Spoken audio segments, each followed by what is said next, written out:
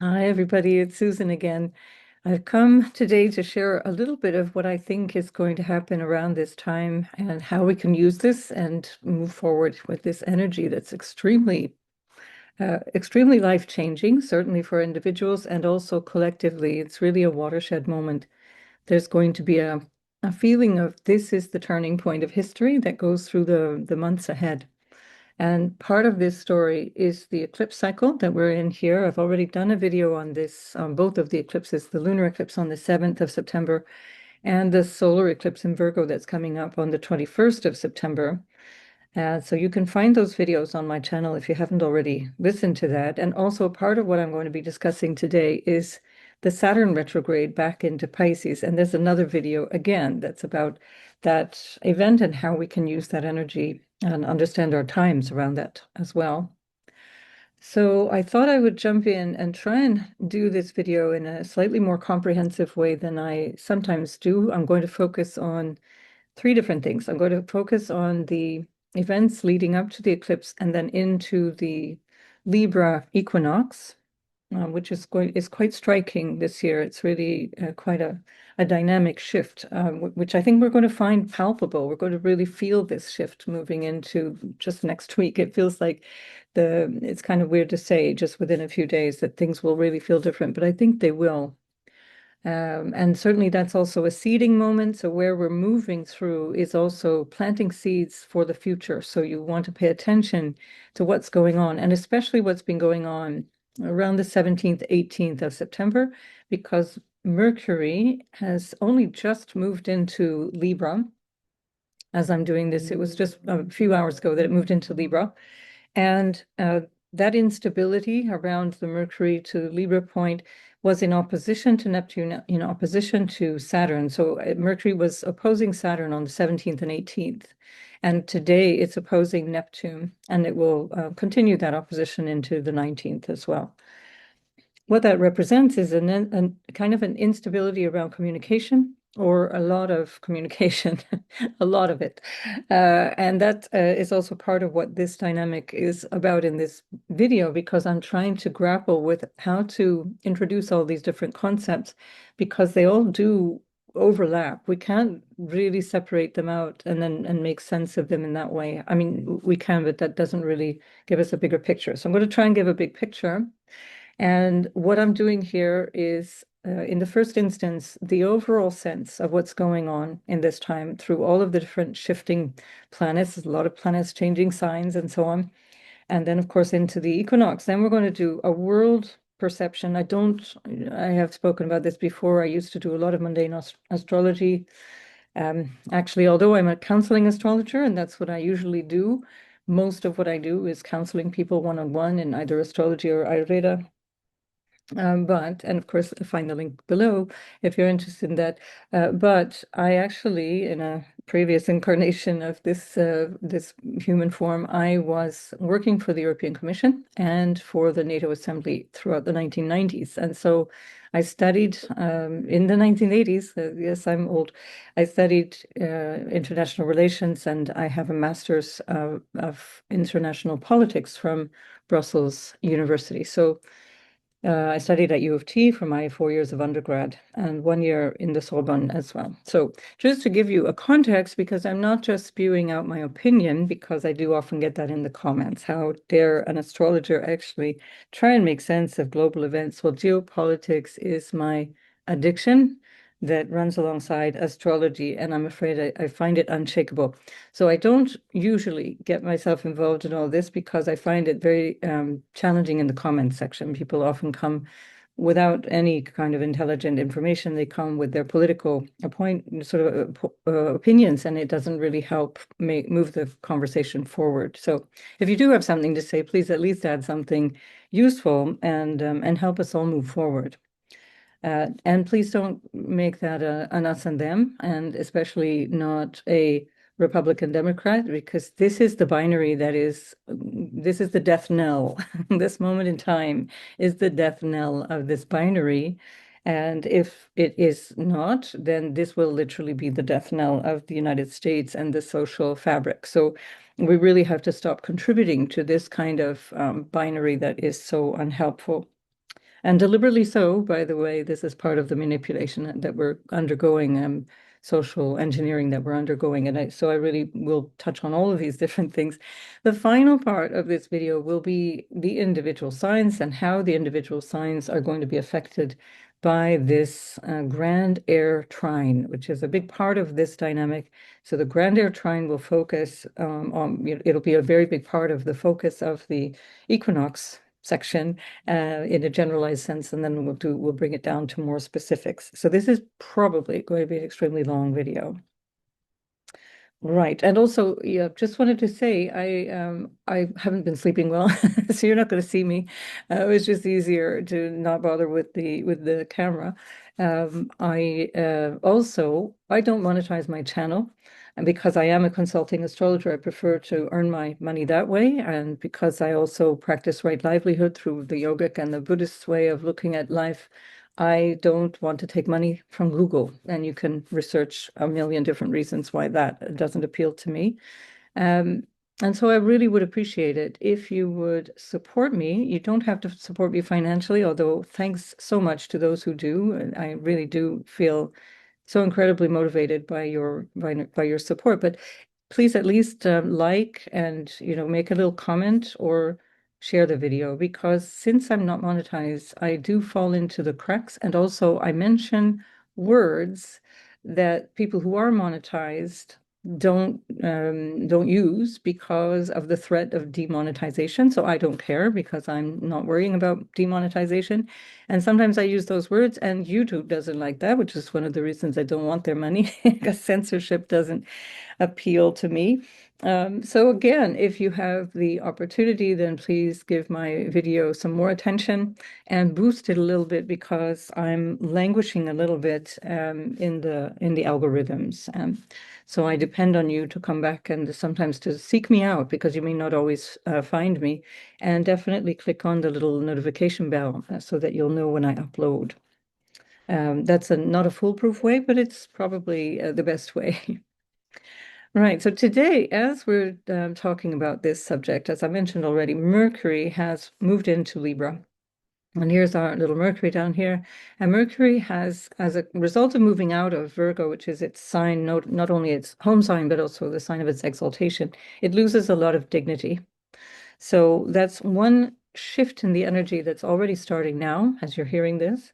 And this changes the dynamic of the energy around this time, because this same Mercury is the ruler of Uranus, and also it rules the eclipse that's coming up on the 21st. So when you have the ruler that's not in strong dignity, it's not in any particularly awful dignity, but it's not in strong dignity. It does also mean that the results of the eclipse will be a little bit less predictable, in the sense of what we can say would be, so let's say, supportive of the eclipse energy.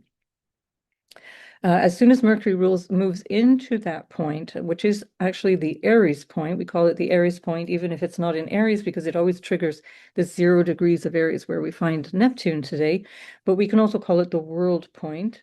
The world points, the 0 Aries point, the 0 Cancer point, the 0 Libra point, and the 0 Capricorn point, are places where, at most, especially with Aries, but with all of the other cardinal points, which begin the seasons, these are places where, when planets or big events of clusters of planets or planets interacting occur around that point, which can be anywhere from 29 degrees of the mutable signs to 0 to 1 degree of the cardinal signs, that's going to have an effect on the world stage. So there's something that will show up out in the world based on this dynamic that we're experiencing. It'll show up personally, and then often what happens is our personal experience is affected by world events. And in some people's charts, depending on the nature of their chart and their social status, etc., their personal behavior will affect global events. And so it can be this kind of intersection between what is personal and what is collective, what is global. And this really matters, because in this period of time that we're in, there are many, many, many months spread out over 18 months or even longer, almost 2 years, where there's a lot of activity around this point. And that started particularly already in the beginning of this year, even the end of 2024, when Neptune was hanging around at 29 Pisces, which is considered to be part of the Aries point. So we're already with, in terms of Neptune, almost 2 years of Neptune being involved in the Aries point. Now, what does that mean? It means that things are quite confusing and that we're not really clear of the way, of the direction things are going. And we still have one more pass of Neptune in the second half of October. Neptune goes back into Pisces and will stay at the 29-degree point. And so we're still not really clear. We won't, probably things will not manifest in a way that is really sort of a sense of where we're actually going to end up or where we're headed more with clarity. It will probably only be at the end of January, on the 26th of January, Neptune comes back for its final ingress into Aries. And then it'll be joined by Saturn on Valentine's Day, and Saturn and Neptune come together exactly on the 20th of February of 2026. And from that point on, we're on a little bit more firm ground. And I say a little bit because Uranus will still not be back in Gemini at that point. So this is going to be quite heavy with the astrology. So this is maybe where you want to sit down, stop scrolling and listen if you want to learn. Now, if you don't want to learn, you can skip this section altogether and you can hear more of the interpretation. But it's important to understand the dynamics and the timing of them, because every time we have a planet now at this point of the Aries point, or the world point, if you like to call it that, this, for example, starting today is Mercury, but every single time it's going to trigger this dynamic with Neptune and with Saturn. And because that dynamic is also involved in the broader dynamic of the social change, the huge changes that we're going through right now, it will also trigger a trine, an air trine with Uranus and Pluto. And this is what I'm going to speak about secondarily. So just hang in there if you want to hear more about that. But what we've got coming up, just as we're going forward, before even the eclipse arrives, and then it continues after the eclipse time, is this passage first of Mercury, and then we get another passage. We're going to have this Mercury entering in opposition to the Neptune-Saturn, or Saturn-Neptune to be more precise, 17th to roughly the 20th, basically, where that'll be activated. And then we have the eclipse energy that's going to be opposite this point, because the eclipse itself will be happening on the 29th. Maybe what I'll do is I'll just pull this eclipse chart in. Hang on just a minute. There's so many charts. I don't think I'm going to be able to show you them all, but I've been studying, I think, probably 15 or 16 charts just to have a look at what's going on in the world. So here we have the eclipse chart. It's the end, the very last degree of Virgo. Remember, on the 23rd of August, we had a new moon, and that new moon in Virgo was at 0 degrees. So this is one of those unusual years where there's two moons, two lunations in the same sign, because they're at the very beginning and the very end. It's not that uncommon, but it's always interesting to notice that dynamic. It's sort of like a massive emphasis on that. So here then we'll have first the moon and then the sun that will move back into, or move rather forward into the fifth house. So that's the eclipse energy. If we go before that time even, and I'm going to go now hour by hour, we see that before that even happens, we have a lot of planets changing signs. So not only have we had Mercury changing signs, but then we're going to have first the moon and then Venus changing signs, going from Leo into Virgo. And the following day, and the day after the eclipse, then we have Mars, which will change signs and go into its own sign, which will Mars will gain enormous dignity by going into Scorpio, where Mars at the moment is actually in its detriment. It's considered to be in exile because it's in the opposite sign from the sign that it rules. So it's also not really being able to, let's say, give it its best. It's not being clear. It's not acting in a way that is always above board or clear. And that we can see reflected in the world outside. All this week, that before I'm recording this video, the days leading up to this on the 18th where I'm recording, Mars has also been applying to an opposition with Chiron, and it's now just moving out. It's separating from that opposition to Chiron. So that's also part of a dynamic of tension and suffering, tension and pain, tension and, well, we could call it anxiety. There's just so much energy of anxiety at the moment. One of those energies is also the air trine, where Uranus and Pluto are being trined by Mercury. So that air energy combined with Uranus, Mercury particularly, can be brilliant, insightful, very inventive, extremely creative, especially in the trinal dynamic. But it can also cause just an enormous amount of nervous energy. And so we need to take care of ourselves as much as we can, So it's something that you want to really, it's back to basics, especially with the Mercury opposite Saturn that we've had the last couple of days. It's just, let's get clear about what's what, and this is the energy that we're pulling into this moment in time as we approach the eclipse. Be clear-eyed about what's going on and what do you need to be well in these days. So this grand air trine will perfect with Mercury actually on the 19th. And so also on the 19th, if we move the clock face forward here, we have, I'm just chasing the moon here, wanting it to go into Virgo. And so, whoops, we have the moon first and then Venus moving into Virgo. So that's on the 19th. So it's about a day from when I'm speaking to you, almost exactly. And so that's the 19th in the afternoon, Universal Time. I always work, by the way, with Universal Time. If you're wondering what day I'm talking about, you just simply glance up at the upper left-hand corner where the transits and event and the name of what the event is described along with the time, along with the location, and along with the fact that I'm using tropical whole sign astrology. It's all there for you. No mysteries here. And so here what we want to understand is that, well, I probably don't need to tell you, we're in this incredibly changeable, vulnerable, volatile time.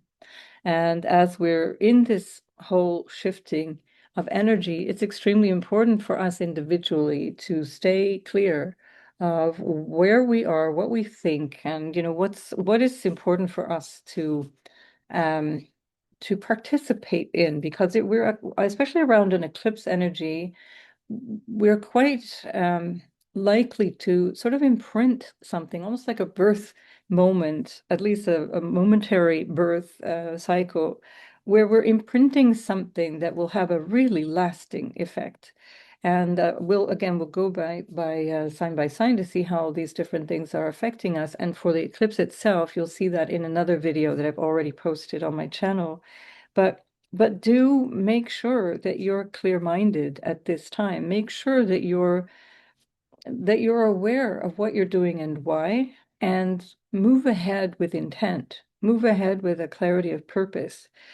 Like this whole event around Charlie Kirk, who frankly, I had no idea who this person was. I actually actively try and avoid getting too much involved in American politics because I find it quite toxic and just unhelpful, because it's a constant change, and it actually is a distraction from what is necessary to look at. And I think ideally we should all look at that and question, am I being distracted from the more important things that they don't want us to look at, but that I should be paying attention to? So this widespread social unrest, this volatility is a sign of our times. And there's a certain deliberateness to that. I did on my community page, you'll find I did a post, a written post, a kind of a mini analysis of the event itself around the assassination. It is an assassination. A figure that has millions of followers is a public figure. He was a figure that was involved in politics. This is an assassination. It's not a random street crime. This is very specific. And what I would invite you to do is just to really be careful how you jump to conclusions. This is a really critical time in our evolution where it's important not to quickly jump to conclusions, because you will have missed a lot of information by doing so. And often what happens, if we think we already have the answer, we stop listening and stop paying attention, and that's actually very convenient. to people who want to control the narrative. So be aware that when something happens, you want to kind of hold yourself back. Don't get on to social media and make all kinds of comments. Don't spew divisive hatred. It just adds to this toxic noise that we're all trying to grapple with. It just adds to confusion, adds to negativity. It is self-defeating because you're part of that bigger soup that we all have to sort of swim around in. And if you live in this kind of in a state of fear and crisis, which is again, easy to get sucked into, but if you do live in that, you also then can't rely on your rational mind. And this is very Virgo, by the way, that being rational, the use of Mercury is how to use our rational mind. And that's why Mercury is extremely strong in Virgo, because it's an earth sign. And of course, it's the home sign for Mercury. So Mercury can slow down and think a little bit, except that Mercury is too close to the sun, and it still is. And so it's very subjective. We're not thinking clearly. We're thinking through what we think is going on, our opinion, our feelings, and our sensitivities. And that creates quite an egoic way of communicating or relating information or ingesting information as well. Be careful of that. If everything's about your team, your people, etc., you're missing out an opportunity to learn more. So you got to be able to rely on your rational mind for discernment. And this is, by the way, why there are so many shocking events and why our whole society is built on one after another series of shocking events. Nobody can digest the previous one before there's another one. And when a person is in a constant state of shock, whether it's emotional or mental, they can't, there's no solid cognition. They go into fight or flight mode, and that could be you. This might be something you find yourself in. And you then lose the capacity to work with the prefrontal cortex. You're no longer able to reason. You're no longer able to plan and have foresight and have a broader vision of what's going on. You go into this more animalistic mode, a reactive mode.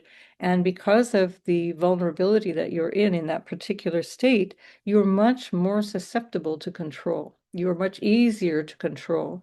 And you wouldn't notice because you're so much involved in this state of shock. And this is why it's really important for you if something goes really extreme, and I can guarantee you that in the months ahead there will be many extreme events, that you recalibrate frequently, and that you pull yourself off social media. Do not jump on to, hear everybody's opinion and get yourself riled up about that. Step back and say, okay, step one, am I physically well? Am I feeling safe? Can I feel my safety in my own body? I even posted an old video that I had done for a small group of people that I was doing a detox with, an Ayurvedic detox. I just posted it because feeling the body is necessary to be able to feel grounded. And it brings you back to a place where you can start to reason and you can feel safe enough to look forward, that you're not fighting fires all the time. So be careful that those people that want to control you, and there are many for financial reasons or political reasons, they will want you to be in a state of complete shock and awe frequently. And so this is how these crises are used. This is the world we live in. We're ruled by psychopaths, sociopaths, and that's an important consideration. We can't apply the same human level of expectations to our leaders because they're simply not thinking along the lines of the average ma and pa, in your neighborhood. Um, there is a report. I'm going to post a link to the Corbett Report. There was an excellent documentary he did just a few days ago, maybe 2 or 3 days ago. James Corbett, who is just really incisive, and for the last, I don't know, 15 years or more, he has been my rock in terms of finding sanity in these crazy times, to try and understand, make sense of what goes on behind all of this noise that we're constantly assaulted with. And he has done a really brilliant documentary on the abuse of psychology and the abuse of power and the messaging and so on that we're subjected to, and ends with a really constructive and positive note. So I will include that in the notes below this video, and I'll probably pin it in the comments because nobody reads the notes below the video. So I just wanted to mention this out now because this is really, really huge. You know, for those of you, anyone, hopefully not anybody listening, but anyone who was gloating over the assassination of another human being, you know, you want to check yourself. It is something that you want to really slow your roll and really sit back and think, where have I let myself get to? Um, you know, you've become the thing that you hate. If you are in that thing where you say, well, this person said things I didn't like, so it's good that he died. This is absolutely abhorrent. And again, this is why the United States is falling apart at the moment in an accelerated way. It's because the Constitution is not being upheld. The one glue, let's say, that was left for the United States is the Constitution, because all three branches of government have been so deeply corrupted, whether it be the executive branch, you know, Congress or Senate, or whether it be the judicial branch, or whether it be the presidential arm of the government. They're all three no longer in a check and a balance against each other, only sometimes, only on some issues. And for the most part, that has been lost. And the one last thread that the United States is hanging on is the right to free speech, the constitutional rights that are enshrined in the act of creating the United States, the act of independence.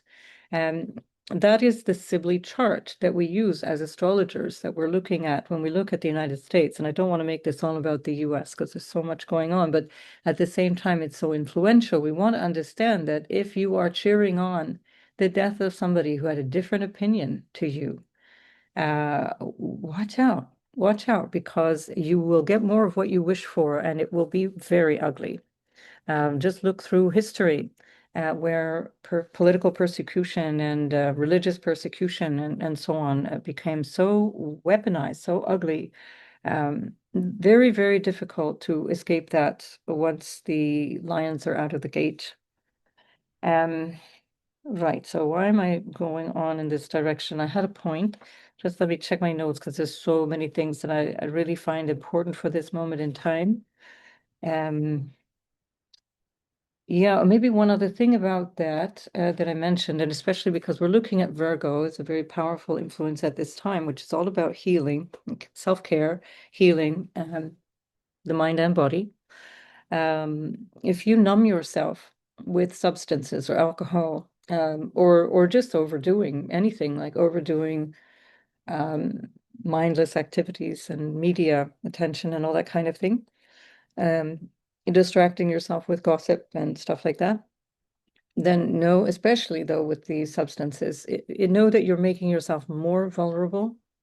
Of course, in the short term, it might feel like it's the right thing to do, and it might feel like this is the best way to feel, and it's the best way to move forward. But it's extremely important for you to keep your wits about you in a very literal sense. Otherwise, you will not react logically or rationally to events that are going on. You can cause some real harm to yourself and people around you. And you certainly won't be helpful to the general, you know, society, because you won't be able to fully offer the, you know, the best of yourself when crisis hits, when something needs to be done. So it's a very important time to be real in a way, you know, be real and be clear.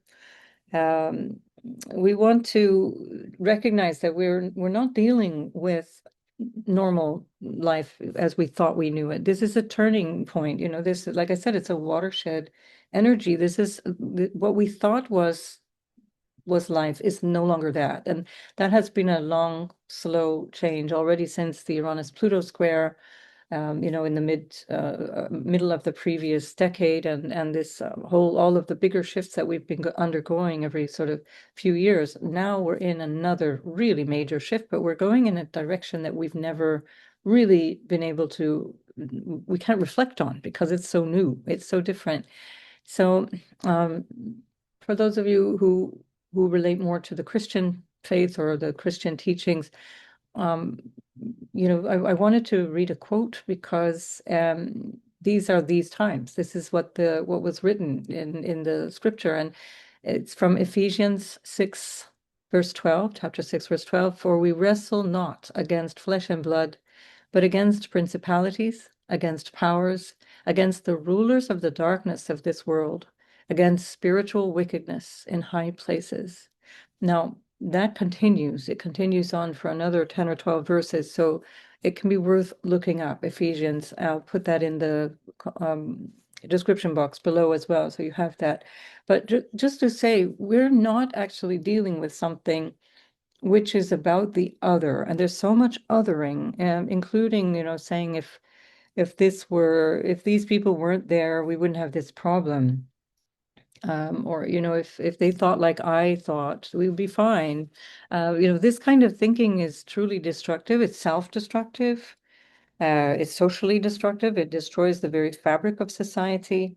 And it's something to be really, really wary of, because it's easy to fall into that. It's really easy to fall into this idea that the problem will be solved really, really easily. So and also question anybody who says that that's going to happen. If somebody says things are going to be fixed and it's this, I've got the solution, and wow, be careful of that too.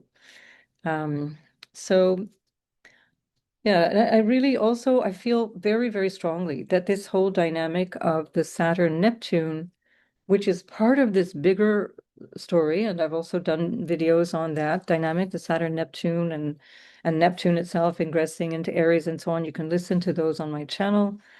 They're very extensive. And this Saturn Neptune for me it's the end of globalism. We're in the beginning of the end of globalism, where in the previous cycle, that was in Capricorn. Saturn met up with Neptune in Capricorn. And then just the year after, then Neptune and Uranus were colliding in Capricorn. It was quite a dynamic period of time. We're in a similarly dynamic period of time, but a very different vibe. And here it's about this, what had been generated before, which was this absolute domination by corporate power, the corporate globalism that was established, the corporate governance, and everything that really accelerated after 2008, which is when, Pluto entered into Capricorn. But it actually began when Neptune and Saturn actually entered into Capricorn together in 1989. The literal walls were falling, as we're talking about an earth sign, Capricorn, literal walls are falling. But new structures came from that, and those structures ended up costing us quite a lot of freedom, quite a lot of certainly national freedom and individual freedom in so many ways, because this dynamic caused, sort of a flattening out of culture, a flattening out of politics, and a flattening out of the capacity to choose based on a local, geographical, cultural difference. And this has been what we've been grappling with for the last 36 years. And now that's coming to an end, because Saturn Neptune in Aries is going to be where the self-interest and the identity will dominate, that self-interest of a nation, self-interest of a people. The last time Neptune was here, that was where, the sort of nation building became, you'll hear that in the Neptune video, the nation building was very strong. That was like 1870s. And I'm looking at my notes to see if I have that written down somewhere. I do, but not to hand. But anyway, I think it was 1871.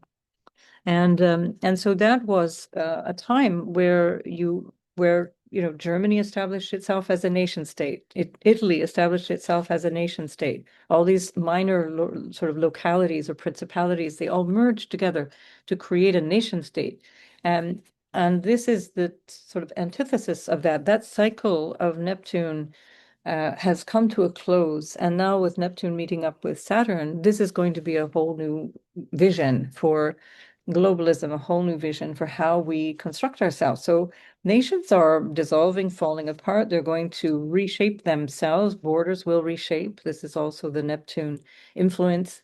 Neptune in Pisces, especially, where we still have a bit of that to go until February, or at least end of January. And so we're really in this rapid change where all the foundations that we had thought were going to be long lasting are coming apart at the seams, quite literally. So in the context of what we're in now and all of the different shifting, we also have to decide collectively, how do we want to conduct ourselves? How do we want to come together?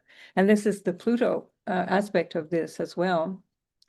Also the Pluto, because we're talking about air signs now, really important to sense that there's so much of what we're going to be influenced by is actually knowledge and communications. And do you have access to that? Just like recently this week, a few days ago, the US government basically overtook TikTok. So on the pretext that it's safer than in the hands of China, which it wasn't ever in, it was the pretext of, making Americans safe when in fact there's so much more to that story that is absolutely not what they're saying, and really to cut back on anti-Israel propaganda or anti-Israel sentiment that is so strong amongst the youth. And so just as this week, the US has taken control of TikTok. Well, is that good? I don't know. This is now you've got the US government restricting what can be said. And we see how the last couple of years, even 5, 6 years, particularly strongly, has been so evidently working against the First Amendment, which is supposed to be the right to free expression, free speech and free expression, especially that which you don't like. And now I can't speak to that. I have no vote in the US, but I can speak to it as coming from a perspective of reason and logic.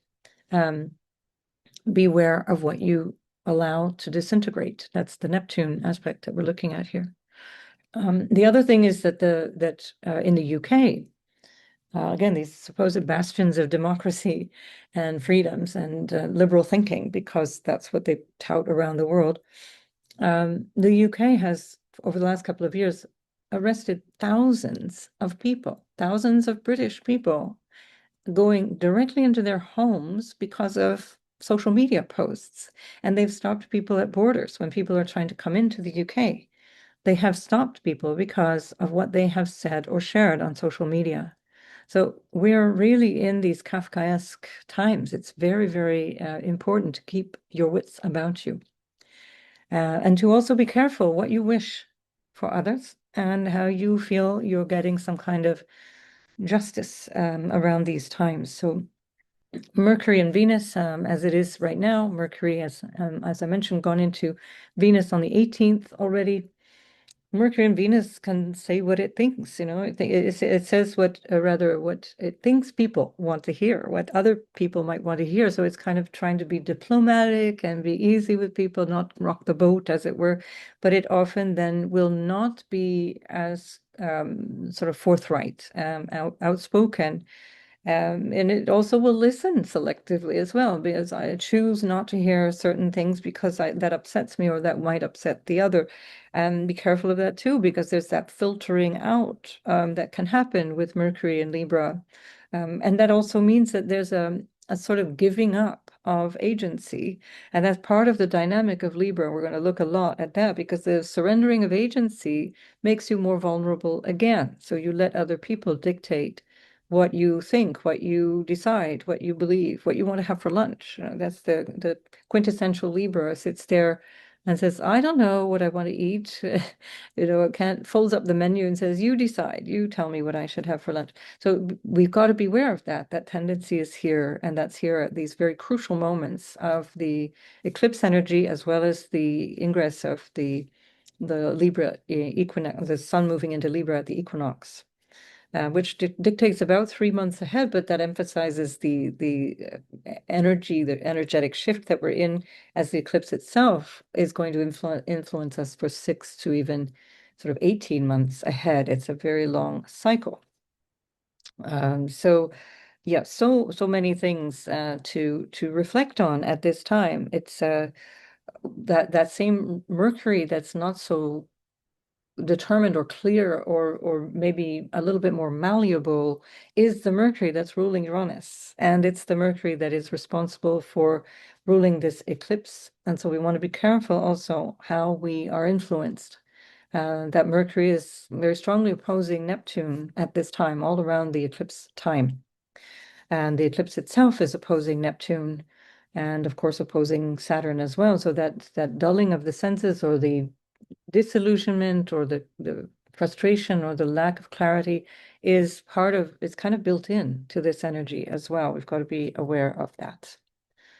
So we're looking at this notion of the grand air trine re-emerging again and again and again anytime a planet comes into the early degrees of Libra over the next 2 months, basically until Uranus leaves early Gemini, and it will do so on the 7th of November, and then it'll come again once we get into 2026, and once Uranus goes back into the early degrees of Gemini.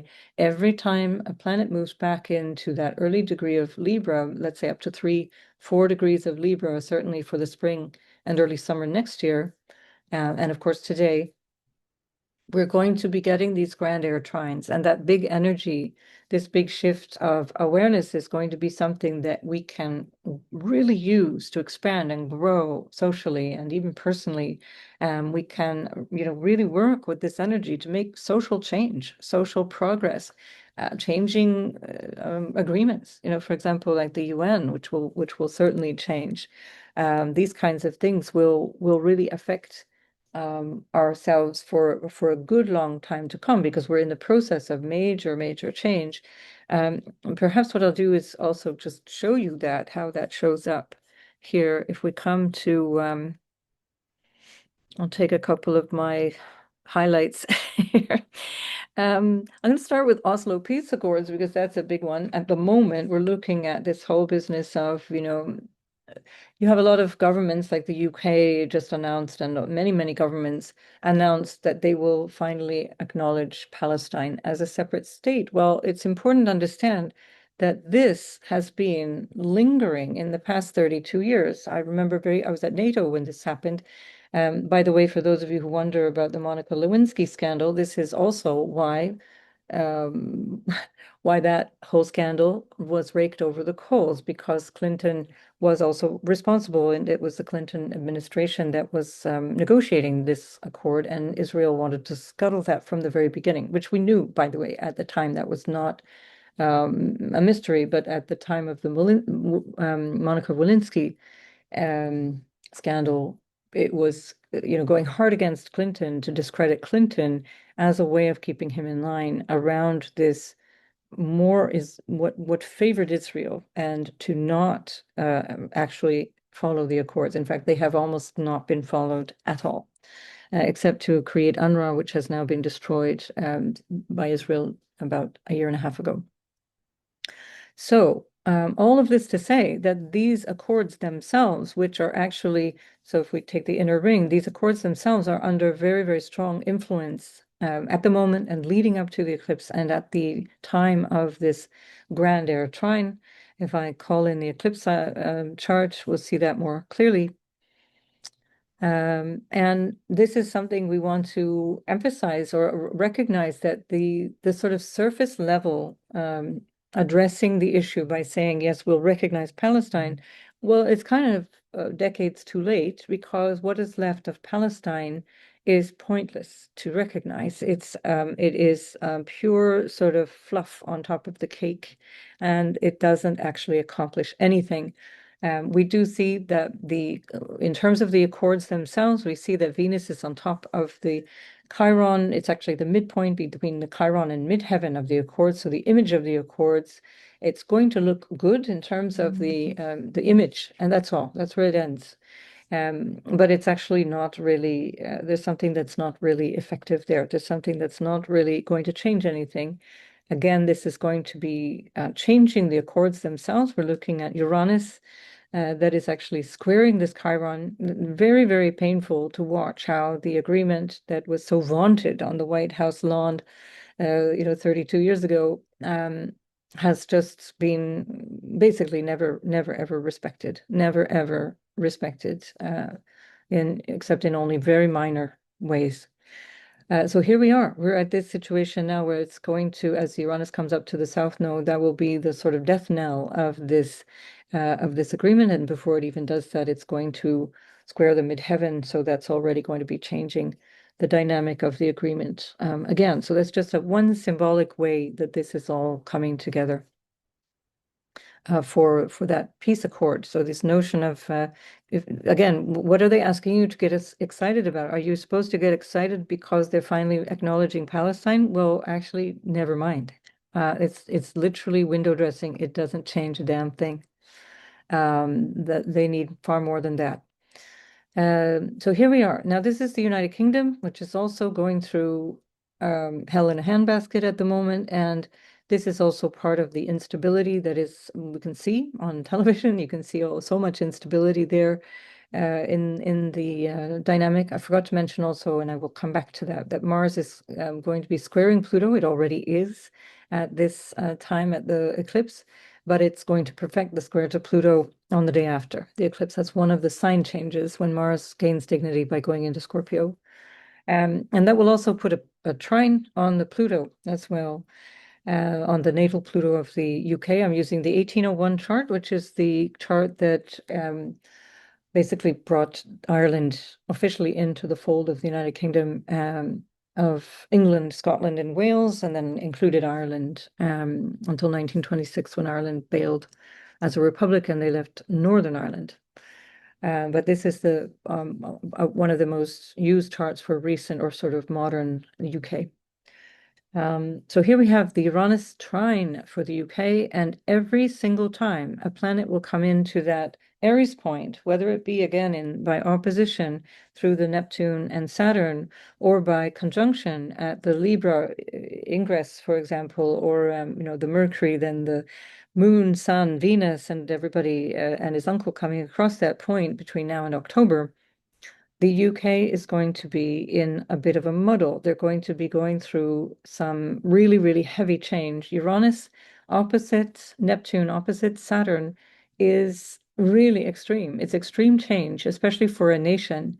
It's chaos. Chaos is one way of describing that. And for my fellow 60s babies, if you're born in 65 to probably, 65, 66 for sure, you have Uranus opposite Saturn. It's really hard to navigate. It's hard to manage.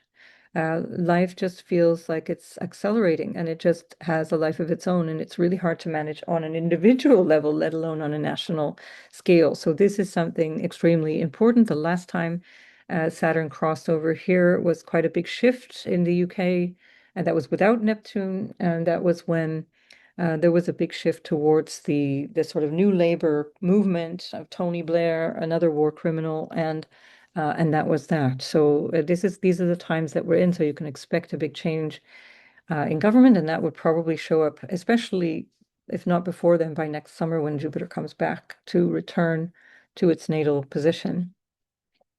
So you see, I'm not going to be able to spend a lot of time on this, but you see how these placements are being affected in different countries. France is another one that's actually going to be really strongly implicated here. We have France has quite a number of planets in Libra, but most especially the little Venus there, sweet little Venus in the diplomacy or the relationship to others. And that's where all of these ingresses will be affecting. Now, that's also what is by opposition going to become very strong in the spring of 2026. March, April, May of 2026, so that Saturn and Neptune together will be opposing this Venus. And they're already basically in a state of financial collapse. This will really push them over the edge. This is where Uranus is also conjoining Mars. So that's where things will start to get more violent next year. Again, the spring of 2026 is what I suspect is going to be where France really experiences the biggest change. Will that be connected to the ruler? Difficult to say. Saturn is the planet that rules the midheaven, the 10th house, which represents the ruler of the country, in this case, still Macron. And as soon as Saturn and Neptune come together, in the first house, I suspect the French will say enough is enough. We've had enough of this deception, basically. So just incredible deception. Oh, there was another thing here. And of course, that grand Air Trine is what I'm focusing on here. So we have to include the Pluto, which is in the 11th house, which also includes treaties.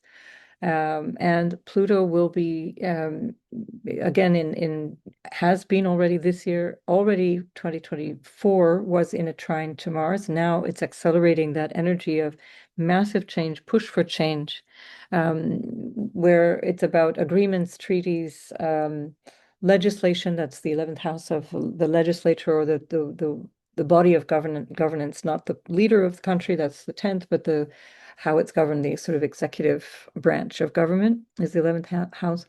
And then Venus herself at the time of the eclipse is on the natal Pluto. So I think there's an enormous amount of financial stuff going on here. Venus is squaring Mars and not in a happy place. She's considered to be in her fall when she's in Virgo. Now, this is because she loves to be in Pisces. It's very sort of romantic and very airy-fairy, and everything is just all wonderful. And things are not so great for Venus when she's in Virgo. She complains a lot, and she's pretty dissatisfied.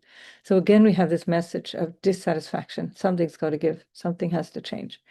Go and listen to the eclipse video again if you want to hear more about those particular things for your own experience in your own life. Sixth house also is about war, armies, military, police, that a nation will use to subordinate, for example. And we see that little Napoleon Macron has planned to basically march on Russia. He's going to basically take up arms against Russia. He didn't apparently read his history and doesn't understand that went extremely badly for every army, but especially Napoleon's army, which had to retreat after losing millions of men. It was the biggest humiliation of Napoleon's career. So there we go. Is that going to be what is going to happen? Neptune can also be about disappointment and humiliation, and certainly Saturn can represent shame as well. Yeah, that's the image of France. The first house would be the image of France, or the way that they perceive themselves. Ashamed, disappointed, and ashamed can be one way of looking at that. Right, I have to keep moving. Oh, and Jupiter is on the moon at this time. So there's a lot of, this is the people. The moon is representing the people in the fourth house of what the homeland represents, and the people establishing what it means to be them. And this is also where we see, for example, the French are extremely proud. They're proud of the terroir, which is like the produce that they make on their own land, and how the land is, intertwined in their culture and so on. And here we have Jupiter there. So this is going to be a peak moment for people to really feel this nationalistic urge. It's in a square to the nodal axis. And that also is quite significant. It squares the ascendant-descendant axis as well as the nodal axis for France. So really, really big time. We can imagine a lot of change coming forward from France at this point, going forward.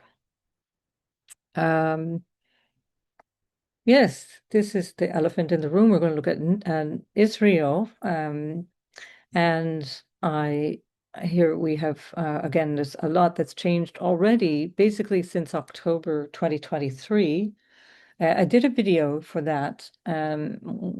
It was the time I did it within hours of the event on the 7th of October 2023, and I wasn't able to access the time, so I did it for a noon chart, and it still works for a noon chart when you don't have the time for a country, because the establishment of a country is established through a day. It doesn't have to be down to the minute, but it's helpful when it's down to the minute. We saw that eclipse of that month, October 2023, was on the ascendant of Israel, and that's how we knew that things were going to be changing for Israel, that the image of Israel, and again, Israel's image of itself, because that's the ascendant, the first house for a country, it's its own image, and it's the way of presenting. It's going to change. We've had Mars there for the last few weeks, and that's also Mars that's not in strong dignity, and it has caused a lot of upset. And we see that the tides have turned against Israel in so many ways. especially amongst their allies, where since especially Neptune and Saturn moved into their seventh house of the opposites or the opponents, things have started to get a bit uncomfortable. And with Mars having gone through recently, we see that there is actually a big surge of recognition that that Israel is posing a problem for global peace. And that is something that people are now calling for change. And we'll see when we look at the UN Charter and other charters like that, NATO and so on, that this is where this change is really going to manifest. So we're looking at a lot of big shifts here in terms of Israel going forward. And again, as it's going to be each time something comes into their first house of identification of, this is me as Israel, this is the country, this is how we show up. And it's challenged at every turn. Each time something comes in to the first house, it's coming to oppose Saturn and Neptune. And that will be again for another, I suppose, 7 or 8 months that will be experienced. So it's a big shift. And again, we have Uranus at the moment in a trine from the ninth house, which is around the purpose or the sense of the reason, the raison d'être for a country. And here we have that Uranus again being squared by this Venus that's dissatisfied. This is the dissatisfaction of what is going on in terms of the broader picture, the bigger world. The 12th house is the foreign countries, foreign lands, but also the unconscious or the inner experience of the sense of security or safety of a country. And this is where that's not being supported at the moment. It's changing, of course, which makes the country very volatile. And Pluto is moving into the fifth house after having gone almost to an opposition with the moon. It will perfect the opposition. The moon represents the people. The government is the agencies of the government and treaties and how the country deals with other countries that might include allies. We see the quality of those relationships is not very good, not easy at all, always strained. And that's from the get-go, 14th of May, 1948. It's strained, and that will become even more so as Pluto starts to oppose when we get into the spring of 2026, or at least the early months of 2026, for those who are listening from down under or South Africa and South America. What else do I need to say about this? Yes, Saturn was stationed direct at 25 degrees, and that's going to be in a square to Uranus, and it will continue pretty much this whole time that Saturn is retrograde in Pisces. It will once again produce this square to Jupiter, which will frustrate their advancement or their way of dealing with third house things, which is communications, borders, dealing with neighbors, and this will be frustrated. And when it stations direct, and that's the 28th of November, but really all of November, there will be a trine from Saturn to the midheaven, and Jupiter will be on the midheaven. Now, does that mean nice things will happen to the nation of Israel or to its leader? Not necessarily, because Jupiter is just expanding. It expands more of what it gets, and here we have Israel's moon ruling this Jupiter, and that's ruled from this 11th house, where it's quite under duress here with Pluto, Saturn, and Mars, and the moon itself is ruled by the sun, which is in the 8th house, which again is a sun under duress. It's not a comfortable sun. 8th house sun is always full of challenges, secrecy, issues of conflict, issues of tension. If this were a natal chart, then it would be issues around marriage or issues around partnership or issues within the relationship to the father, for example. The dynamic around trust and intimacy would be challenged here, for example. Which again, we can apply even to a nation. So many things changing there. Again, that's something that we'll be keeping an eye on over time. Well, let's keep with countries for the moment. So I'm going to do the Federal Reserve, but first we'll go with Iran.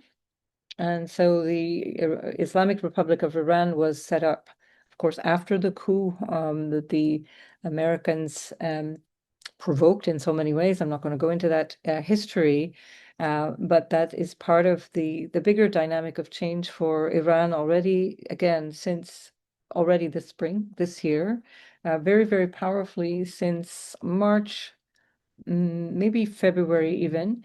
But there was a very, very powerful shift, a palpable shift, or even, yeah, let's call it January, because then the node also came across there, certainly February. But anyway, there's been a huge change here.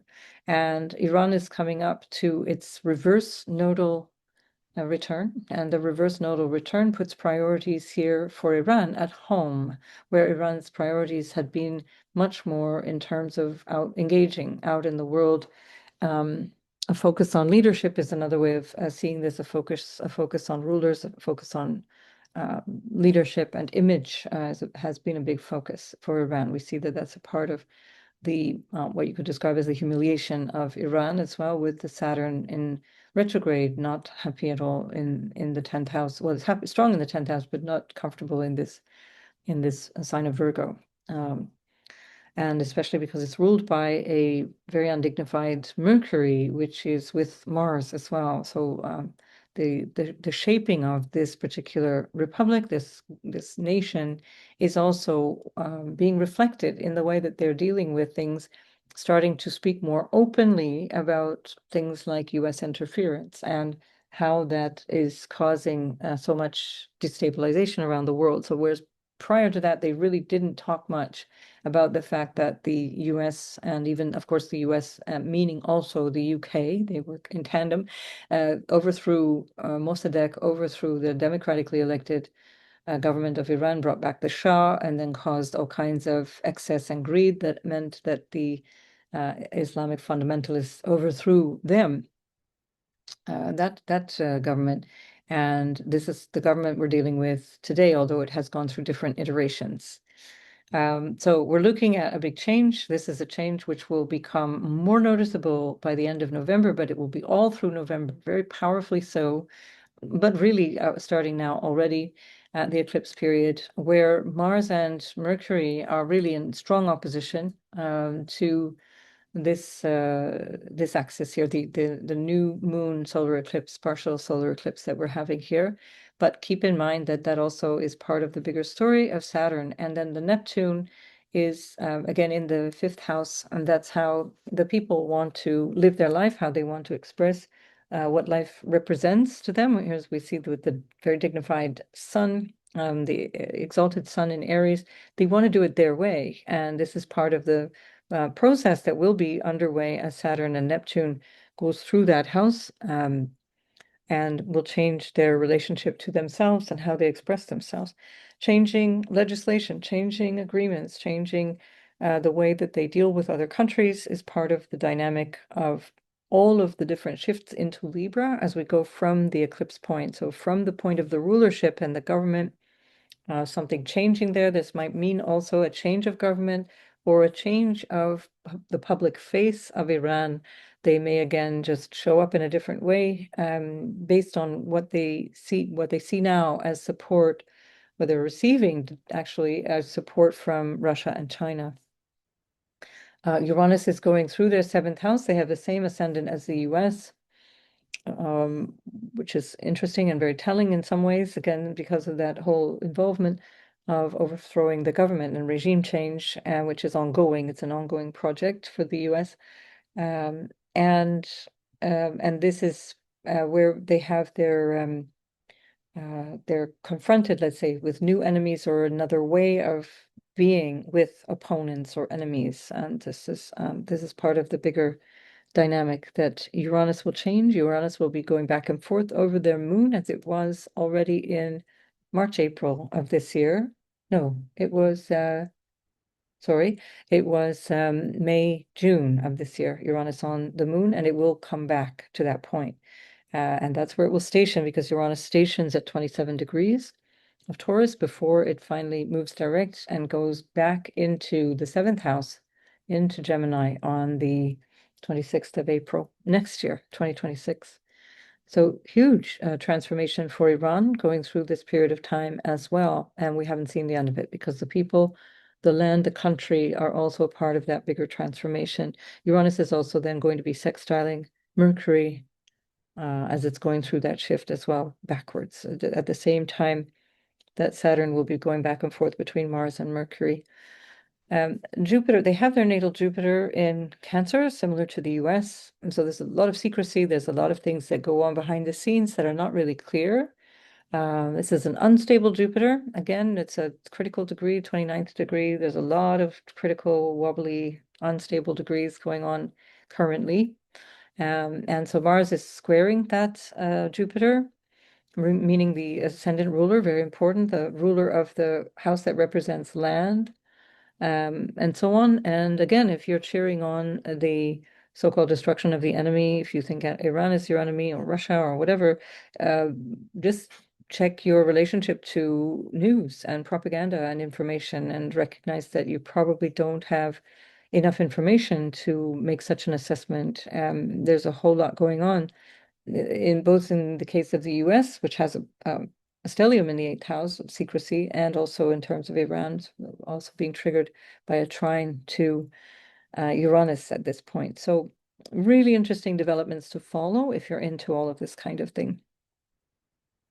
Let me come back to Nepal. This is really a superb example of how countries are changing right now. Also, a superb example of where to use your discretion and discernment, because, very within hours of this revolution, it was called the Gen Z revolution. Everybody started saying, oh, the Gen Z revolution. And this is a real signature of revolutions that are fabricated behind the scenes in advance and set up to look like grassroots events.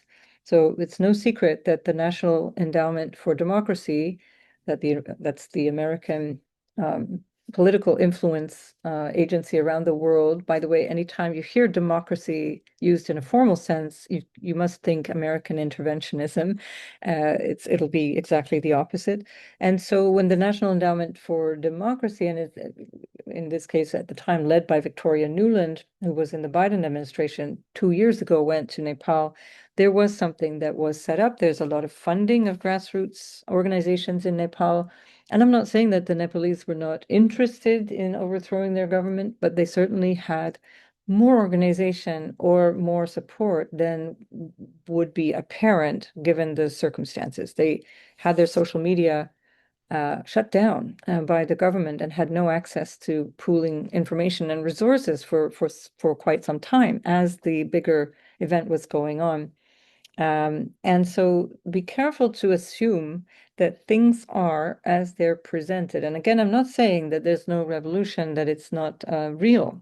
It's absolutely real. Look at this, Neptune and Saturn on the south node in the 10th house of the leadership. How you can't get much more literal than that. And we'll see the new leadership will be reelected or will be elected. Apparently, it's coming up in March, I think, of 2026, and that coincides precisely then again when Saturn Neptune will be on the south node. So very, very, very astrologically perfect symbolism there. And here we also have at the eclipse time, we have this really strong conjunction with the Sun and the IC, and we have the North Node on Chiron all through the month, basically already since August, but building to this real pain in terms of how this country, and we're using the 2015 Constitution because Nepal has reconfigured itself a number of times. It used to be a monarchy, then it was a constitutional monarchy, then it became more of a republic where they elected their president, but not by direct. It was an indirect election. So still they're working towards direct elections, which means that they have to, transform their legislative structures. Saturn, Neptune in a trine to Saturn also. Yeah, so this is also with Pluto involved in a sextile with all of the other aspects that are opposing through Uranus, which started in July very, very powerfully. So there's no doubt that there was something that had to happen, but unlikely that things happened as neatly, as nicely packaged with the bow on top as things are presented. Because Nepal was becoming closer and closer to China over the last few months, certainly throughout 2025. Nepal was getting a lot of support. He was invited twice. The ruler of Nepal was invited twice to China, to Beijing, and this coziness is intolerable to the U.S. So they had to do something, and it's part of a signaling of what is possible when a government gets too close to the U.S. enemy. Chiron trining Mars in the house here of money, finances, and so on, and from the house of the government. So here there is a lot of legitimate complaint, legitimate suffering, and yet beware of the appearance of things. But I think it's all going to work out well. There will be a new Nepal constitution, so we'll need to maybe reconsider this chart, but things will, I think, work out quite well for them, because we're getting to this point where there's some support for this transformation, even if they don't have a strongly dignified Jupiter to begin with, but it's still Jupiter in the first house. So there's a better image, a better feeling of themselves that they get from going through this period of time, no doubt. And if I come back even just to the period of time that this happened, it was the 9th of September, just after the previous eclipse. And there again, we just see that the signatures of that particular eclipse were really quite powerful. That was also coming up to the time when Mercury was coming to be reborn in the heart of the sun, and it signifies again new agreements, new ways of looking at things. Venus was in her return, actually, around the time that happened. So really, really a brilliant astrological study. And yet, again, I just want to say, be careful what you believe is true about events. Now, we'll just come back then to our, come back to this eclipse moment. And then perhaps what I'll do is I'm not going to keep going through every single country, but I've got charts for Russia, charts for Ukraine. They are really heavily influenced by this time. I guess now that I've said it, I probably have to throw them up there. So Russia, very heavily influenced by this period in time already since pretty much the beginning of 2023. It would have been pushing up against that opposition to the ascendant, the Russian ascendant, Russian Federation ascendant, and it also is part of this bigger dynamic of this grand Air Trine. So we're looking at this grand Air Trine, and this the mini grand trine that's involving the midheaven of Russia. Massive, massive transformation for Russia at this time. Again, if everybody's cheering on and thinking, oh, Russia is going to be destroyed and down with this and that, be careful, because that's not necessarily the outcome that you're going to be, that is going to be happening. And this is the West's time to decline now. There's no doubt about that. This is the time of Western decline, and this is something we have to adjust to. It's not about do you like the leader. This is part of the programming, the sort of Pavlovian response you're instructed to have through the propaganda, the Western NATO propaganda, especially the US, UK propaganda, where you're trained to hate individuals. And notice that that's pushing emotional buttons. You hate certain individuals, it makes you irrational. So you could hear all kinds of facts about stories, historical facts, and you're not interested because you hate that individual. Beware of that, because even the most intelligent or so-called intelligent people can be tricked into thinking in a very stupid way by doing that.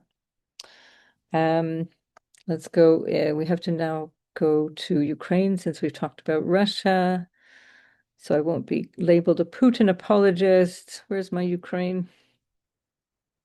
I'm going to have to go and find it in here because my list has grown too long. So yeah, I mean, even people who were, unable to tolerate any bad talk about Ukraine and unable to see the reality of their situation. Basically, this war was won by Russia 2 years ago, certainly in the summer of 2024. That was already a done deal. Now we're just dealing with the after effects. Now Russia is just dragging it out because it can. It has the resources. It has more resources than the collective West altogether, and it has the backing of many, many countries around the world. So Pluto on Saturn, very uncomfortable transit. And then as of 2026 and 7, Pluto will be crossing the ascendant. This is where we find Ukraine in a sort of a free fall. We're finding Ukraine will not emerge from this war as anything like it was in August of 1991.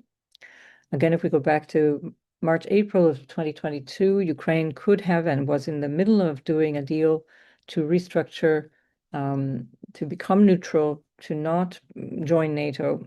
And then the UK sent Boris effing Johnson to scuttle the deal and to tell them they have to keep fighting, and that the UK would give them support. But that's been at their eternal peril. So here we have this eclipse happening in their eighth house, very, very close to their natal Mars. And of course, Saturn will station in opposition to their natal Mars when it stations direct. And that will be the answer that we'll get November, December, where we'll start to understand how is this panning out for Ukraine. Not well is the answer to that in a short form. And it's not because I like saying that, it's because this is just the cold hard truth. Geopolitics is not about our emotional preferences. It's really important to separate those things. The Federal Reserve is going to be the last one that I'm going to talk about, and I just want to point out how much these particular moments in time are going to be transforming the Federal Reserve over and over and over again between now, 2025, and 2026, but especially right now, where there's going to be multiple squares, grand square, cardinal grand squares, of which is all about massive change, motivation for new change. They have a cardinal grand cross in their chart, and every time that point, this Aries point, is triggered, it just lights up. Something has to shift, and this is big shift. This is not just like minor shift. They're having their nodal return, their exact nodal return almost to the minute at this eclipse, at the same time that the sun and moon themselves are also really powerfully pushing up against the IC, opposing the midheaven, and then preparing immediately once they enter Libra the following day to square the Sun and Pluto opposition. So a huge, huge time for change. Mars is squaring at this time also, squaring Neptune, and it will be in the moment that it moves into every time that it would move into Scorpio, it will trine Pluto, but this is different because it's not just Mars moving in, it's Mars triggering the trine at the same time that this is being squared. So just huge, huge change for the Fed. Now, the Federal Reserve is not part of the US government, although it's implied that it is, but it is the agency which decides how to distribute money. Do they print more money when they need it? And they've got the US debt up to the trillions. I think it's 33 or some unfathomable number, $35 trillion in debt, basically cannot be repaid. And so what the US is pushing for now through the government and through the Federal Reserve is to digitize the currency. This is the grand Air Trine here with the Pluto, Neptune, and everything that triggers the IC here that's already in a grand Air Trine for the Reserve. Anything with these early cardinal signs are experiencing this grand Air Trine in a really powerful way. And it's what it's aiming to do is to digitize the US currency and take the money out of circulation, put it into the control of the government, by digitalization, by having a version of Bitcoin or something similar, cryptocurrency, which allows them to deflate the value of the dollar, depreciate the dollar, meaning that they have less debt to pay back. And that will be at the great loss of anyone holding debt. Now, if you've been paying attention, probably over the last 2-3 years, you will have seen that the Chinese are shedding American debt. The Chinese at one point they were holding over a third of US debt, which made China an extremely important ally, even though they have been constantly treated as a threat and an adversary. But the fact that they hold so much debt, even still, even though they've been ditching it, and other countries have been ditching U.S. bonds and U.S. treasuries, they will be losing out if the U.S. does this. And that is the assumption. This is where the U.S. is going to find its escape clause, how to get out of this massive debt. And that, of course, will destroy the U.S. It's already around the world destroying the U.S. Credibility in terms of the finances and the dollar valuation. Countries are de-dollarizing. And earlier in September, there was a meeting of the Shanghai Cooperation organization, which has met again and again since I was in NATO. So that even in the mid 1990s, and when I was in the European Commission, they had formed then in the 1990s, mostly as an Asian bloc, but they're starting to expand, and they are becoming very serious about coining their own currency and about dealing with their geopolitical issues on their own, which will be a force to be reckoned with because they expanded into alliances with many countries that belong to BRICS also, and so expanding from a regional power to a much bigger concern, and that's something that is going to change the face of our society in a huge way. So let me just think if I need to say anything more about our geopolitical stuff coming up. I'm really glossing over so many things here. So if you're interested in these things, then do go in, have a look at these charts and see how so many of these really flashpoints, real key moments, key places. I'm not going to have the time to do it, but you want to look at Brazil's chart as well, which was deeply affected by the 7th of September eclipse. I think it was the moon, which was where the North Node is, where the eclipse happened on the 15 degree. I think they have a 14-degree Pisces moon for Brazil, and then also Chile, and very powerfully affected by all of this. I'm not going to go through every single country because it's just too much. It's a huge job to do mundane astrology. It requires really a team, not just an individual, because there's so many moving parts. Where are we going with this now? I want to just leave the eclipse energy for the moment, and I want to come to the ingress chart. Where are we having the Libra Equinox? So we're not going to cover again the eclipse because I've already done a whole lot about that. I just want to wrap up this notion of this grand air trine, but especially the eclipse chart. Sorry, not the eclipse chart. I've got it on the brain. The equinox chart, which is coming up a day after the eclipse. So it's a kind of like a day and a half after the eclipse in terms of the solar day. Um, and so this will be the 22nd of September. The eclipse, of course, happening on the 21st of September. And that will be in the middle of the day for universal time for the eclipse. Let me just double check that. So I'm making that sure. No, wrong. So this is actually almost 24 hours later. So the eclipse, in terms of universal time, because I'm still in Toronto until next Monday, so trying to figure out the time zones. So the Virgo eclipse on Sunday will be in the evening universal time, 8:45-ish universal time. And that will be then 2:45 in the afternoon, let's say Eastern Standard Time, or 3:45 in the afternoon Eastern Standard Time, something like that. Right, so that's the eclipse, and now the equinox comes a little bit more than a day after that, so a few hours after that. So no, a little bit less than a day. Oh my gosh, I'll get there. Sorry, there's just too much information. My head is exploding. Right. So point being that very soon after this eclipse, we have first the moon, which then will conjoin with Mercury, and then the sun, which later will conjoin with Mercury in another cycle when it does its retrograde cycle between Scorpio and Sagittarius, where there's this dynamic of opposition. Again, the immediate opposition at the time of the eclipse was to Saturn. It still holds because of the degree-based opposition. And then, of course, it perfects its opposition with Neptune just a day or so after the eclipse, as Neptune is still hanging around within the first degree of the Aries point. This means that we triggered the grand air trine. Now, the sun is really interesting when it involves itself in a grand air trine, especially with these outer planets, because this is rare and significant stuff. And it's not just the grand air trine that we're focusing on, but also the kite formation that is added because of this capping of the mini grand trine that's here, that's part of the kite formation of all of these outer planets.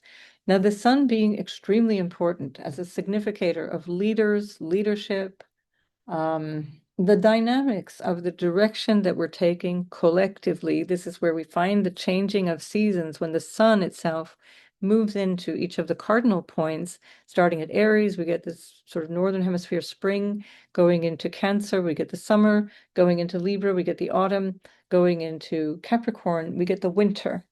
And at each of those points, we either have, for example, the solstice, the equinox at Aries, then the solstice at Cancer, then the equinox at Libra, then the solstice at Capricorn. So the sun is significant when it crosses these points. The other planets have their role, but the sun is the significator of so much. And that's why this particular vision or version of the grand trine is so powerful.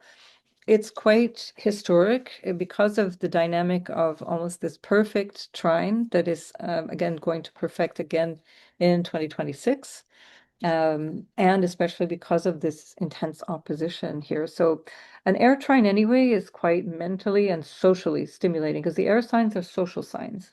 They're the signs that are where we bond and connect with people in a social way, in a like glad handing and shaking hands and chatting away and gossiping and sharing ideas and thinking and talking about stuff. It's this very dynamic social thing. It's not emotional bonding, it's intellectual bonding or superficial or social bonding. Ideas. We bond around ideas and concepts, ideologies even, especially with reference to Aquarius.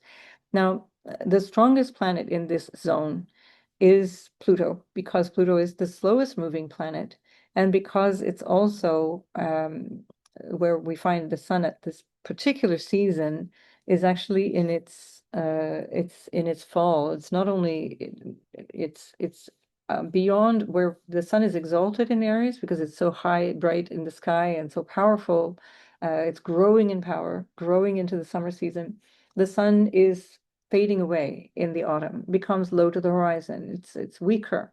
And so that carries the symbolism also of that weakness. And it means that where the sun is usually able to take consideration around its own needs and what it wants in terms of the solar self, or let's say even a national self, it now needs to think about the other. And that's a bit of a drag when we are more geared towards thinking of oneself. And that's why the sun also, on a psychological sense, is exalted in Aries. It's easy to think about oneself because Aries is pretty much all about the self. And the sun is here beholden to Venus. So we still have Venus in the previous sign. So when the ruler of a planet is in the sign before, it's considered to be 12 houses before, there's something hidden. And again, it's something that's preventing us from seeing things or being able to have agency or being able to, in this case with Venus, find satisfaction in something. So we want to understand this as a bigger dynamic than just the sun moving into Libra. There's a dynamic that requires a lot of adjustment still. And of course, you've heard me say that word now again and again. Venus has just squared. She has the day before, maybe at the time of the eclipse, she was just separating from the square with Uranus, which I think perfected on Saturday the 20th. But it's still very much a part of this dynamic. So Venus still has the energy of squaring Uranus, and that's creating that again an instability, a new tension, something that's very challenged as Venus only just came in to Virgo. And by the way, I forgot to mention on the 20th, on the 19th and 20th, I think it might be the 19th only, Venus meets up with the moon and Regulus. So that's significant too, because of all the horrible things that I'm saying here and all the challenging things that I'm saying, there is also that bright light that sets off, that launches the energy of the eclipse. And that's the fact that Venus is with Regulus and with the moon, and that provides a potential for harmonizing negotiations, harmonizing some kind of solution, finding some kind of rational way forward where it may not be completely satisfying because we've got both the moon and Venus a little bit miffed in Virgo. Things are not exactly as they would like them to be, a bit fussy, but also kind of unsettled and challenged by this square to Uranus. But the fact that they were conjoining at the same time and on Regulus, which is the fixed star, that is quite auspicious. It's the regal one. Regulus used to be at the very end degree of a Leo, the very last degree for most of our lives, for those listening. 29th degree, for decades, it was at the 29th degree. These fixed stars move very slowly. Now Venus is, rather Regulus is at 0 degrees of Virgo for the last 20-ish years, 24 years, because my son has that on his sun, and that's he was born in 2001. So it was about the beginning of 2001 that Regulus shifted into Virgo. So this is really interesting because we want to look for these windows of opportunity, these windows of light. How can we find a greater meaning? How can we find a way of compromising? How can we find these ways through the challenges? Because the challenges are there. There's no way we can get around them, and there's no point in pretending that this is fun and games. So it is really an opportunity. See that opportunity perhaps in your own life as well. Where can I compromise? Where can I recognize things have to be a little bit less than perfect, less than what I want to be able to get what I need out of this situation? And that's that Venus that is ruling an otherwise already weakened sun, which has just been eclipsed, by the way. So a sun, when it's being eclipsed, it's already weak. It's kind of on its knees at this point.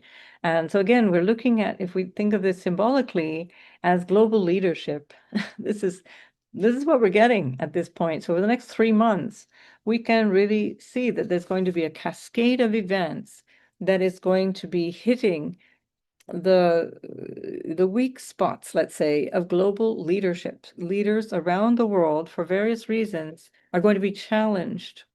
Institutions that are highly visible around, taking leadership, institutional rulers and things like that also, not just political ones. All kinds of figureheads and leaders are going to be taking the hit in the next 3 months, but keep in mind from the point of view of the eclipse, that lasts a much longer cycle. That lunar cycle that is part of the eclipse at the end of Virgo is going to take us right through till March of 2027. Or is it even 2028? Actually, it's 2027. March 2027. So that we're really in this period of a prolonged, agonizing, having to deal with these inept, weak leaders who are lacking guidance, lacking integrity. They're not getting support for sure from the people. They have been eclipsed. The moment has passed. So you're going to see in the months coming, in this very long arc of time, you're going to see an immense amount of change. There will be a turning of the tides that I think will become much more visible when Saturn comes back to meet Neptune right at the 0 point of Aries. Again, very rare, unusual configurations, and that will happen on the 20th of February 2026, which is part of this bigger dynamic of the grand trine, mini grand trine, that is part of the larger configuration that I'm looking at in this moment of the grand air trine, which repeats anytime a planet comes to this point of 0 Libra. Now remember, that also configures the bigger kite as well, but it's just not a grand air trine. Then we have to factor in air and water. And by the way, this instability point of the end, not only of a sign, the critical degree of 29 degrees of a sign is wobbly and lots of shape-shifting. This is where we are right now. Hard to sort of hang your hat on anything. But it also, in Vedic astrology, is known as the Gandhanta point. And that point is where water meets fire. So anytime you have water meeting fire, whether it's Pisces to Aries or Cancer to Leo or Scorpio to Sagittarius, you get this intensification around instability. And that's even more the case when we have these outer planets doing this 2-year stint at that point. So with Neptune, it will have been 2 years of this back and forth at that 29 Pisces to 0 Aries. We will not be out of the woods with the Neptune story for quite some time to come. Saturn will go a little bit quicker, but it still is a period of about 9 months to a year where that lingers and affects us really profoundly. So, this instability requires us to find solutions for ourselves, to be able to work with what we have, find the sweet spots, as I said. And here maybe I want to add in, again, something to do with the sort of self-care, as it were, or understanding the way that previous generations have also dealt with these really, really challenging times and how we can learn from them, how we can find ways of taking succor and courage from their experiences. So this is from my teacher, Thich Nhat Hanh, who you might know was a Vietnamese monk in the Buddhist tradition, and he was basically exiled from Vietnam for speaking out against what the Vietnamese call the American aggression, the war of American aggression, what the Americans call the Vietnam War. And his village, Hue, was where his temple was, where his monastery was the one that was bombed 3 or 4 times. It was bombed 3 times, rebuilt 4 times. And that was the one that the US general said, this famously absurd comment, which is, we had to destroy the village to save it. This was this famous quote from the Vietnam War. And I can't remember who that general was, Westmoreland maybe, but my American history fails me at this point. So basically, I want to read this to you because he's describing the suffering of humanity through the teachings of the Buddha, and also his own suffering and how he was able to cope and work his way through that. And I think this is really important in our time to reflect on the courage and the capacity that our ancestors and teachers and other human beings have found to overcome adversity. And Thai, we called him Thai because that means teacher. In Vietnamese, Thai writes, Buddha was not a god. He was a human being, just as you and me, and he suffered just as we do. If we go to the Buddha with our hearts open, meaning the Buddha nature, not the man necessarily, but the Buddha nature, which you could call Buddha consciousness or Christ consciousness or Shiva consciousness, but here he's conflating the man and the notion of the Buddha nature. If we go to the Buddha with our hearts open, he will look at us, his eyes full of compassion, and say, because there is suffering in your heart, it's possible for you to enter my heart. So again, to enter into Christ consciousness, enter into Shiva consciousness, enter into consciousness. For 45 years, the Buddha said over and over, and this is now the real historical Buddha, Gautama, Siddhartha Gautama was his original name, and then the Buddha means the enlightened one. He said over and over again, I teach only suffering and the transformation of suffering. Transformation being the key word. Keep that in mind when we think about Pluto and the rapid change that is also brought by Uranus, especially in Gemini, rapid fire change in a trine to Pluto. When we recognize and acknowledge our own suffering, the Buddha, which means the Buddha in us, will look at it and discover what has brought it about and prescribe a course of action that can transform it into peace, joy, and liberation. Suffering is the means the Buddha used to liberate himself, and it is also how we can become free. So suffering is not something to ignore. It's what we can use. It's the compost that allows us to work the soil of our own experience of life and then grow something different. So here we're coming back to the writings of Thich Nhat Hanh. The ocean of suffering is immense, but if you turn around, you can see the land. The seed of suffering in you may be strong, but don't wait until you have no more suffering before allowing yourself to be happy. This is really important. Don't look at only the bad things. Try to find the good in the bad. Try to find your way through. There's a little bird singing. There's a little bit of sunshine. There's a child laughing.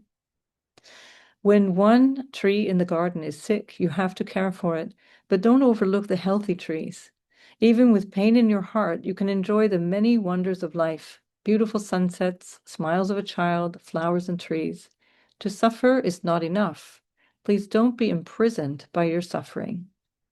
If you have experienced hunger, you know that having food is a miracle. If you've experienced suffering from cold, you know the preciousness of warmth. When you have suffered, you know how to appreciate elements of paradise that are already present. Don't ignore your suffering, but don't forget to enjoy the wonders of life for your sake and for the benefit of many human beings. This is Thai speaking here. Thich Nhat Hanh is speaking. I grew up in a time of war. There was destruction all around. Children, adults, values, and a whole country. As a young person, I suffered a lot. Once the door of awareness has been opened, you cannot close it. Wounds of war in me are still not healed. There are nights I lie awake and embrace my people, my country, and the whole planet with my mindful breathing. Without suffering, you cannot grow. Without suffering, you cannot get the peace and the joy you deserve. Please don't run away from your suffering. Embrace it and cherish it. Go to the Buddha, sit with him and show him your pain. He will look at you with loving kindness, compassion, and mindfulness, and show you ways to embrace your suffering and look deeply into it. With understanding and compassion, you'll be able to heal wounds in your heart and wounds in the world. The Buddha called suffering a noble truth because our suffering has capacity of showing us the path to liberation. Embrace your suffering and let it reveal to you the way to peace. So the teachings that he gave us through the teachings of the Buddha was that we already have the elements to be happy in this moment. We have everything we need to be happy in this moment. And the more that we go towards the intellectualizing, and that's the shadow side of the air signs, the hyper-intellectualization of stuff, the hyper-idealization of things, or the ideological way of looking at things, this sort of abstraction from reality, things being about ideas and concepts and ways forward that are dehumanizing, transhumanizing. That's part of the problem of our times, bigger problem, bigger question of our times. The more we take ourselves away from ourselves, the mind is always occupying itself, chewing away at all kinds of thoughts and ideas and emotional stuff that triggers all kinds of new thoughts and so on and so on. So what we're looking at here is a need to step back, especially as we're in the height of these air trines, recognizing that we're in it and that there are things at play that are not going to be clear, but we can draw insight from. This is the tricky part because we're going to be in a kind of a shitstorm, excuse my French, of information. And that information is going to be designed to provoke a reaction from you. It's not just going to be straight up information. You have to, in many cases, really filter through things and actually choose not to listen to certain things, especially if that provokes anxiety and upset in you, to come back to yourself, come back to your body, your breathing, your stability, your inner capacity to feel at home in your own body. This is really important stuff that we need to practice quite urgently. You know, when you embark on the spiritual path in the Indian tradition, they say you must embark on the path to self-liberation like a man with his head on fire is searching for water. Think of it this way, you know, our head is on fire collectively right now, and we need to find this water. So it should be our focus, and to escape all of the distractions that are constantly being thrown our way, we need to be really clear. We need to have a level head, a clear head. The fact that Saturn is opposing this eclipse energy as well as the equinox energy, which of course diminishes as we go through the week following the eclipse, but it still remains embedded in the eclipse energy for that cycle. That Saturn opposition is actually really helpful because Saturn really invites us to slow down. It's something that says, you know, this is have you thought about this? Have you considered this angle? Have you done this? Have you made that work for yourself? So there's a slowing down effect, which can feel frustrating. It can feel like obstacles abound, that obstacles are coming out kind of out of nowhere. But reflect on how in your own life or collectively these obstacles and these delays can actually be really helpful.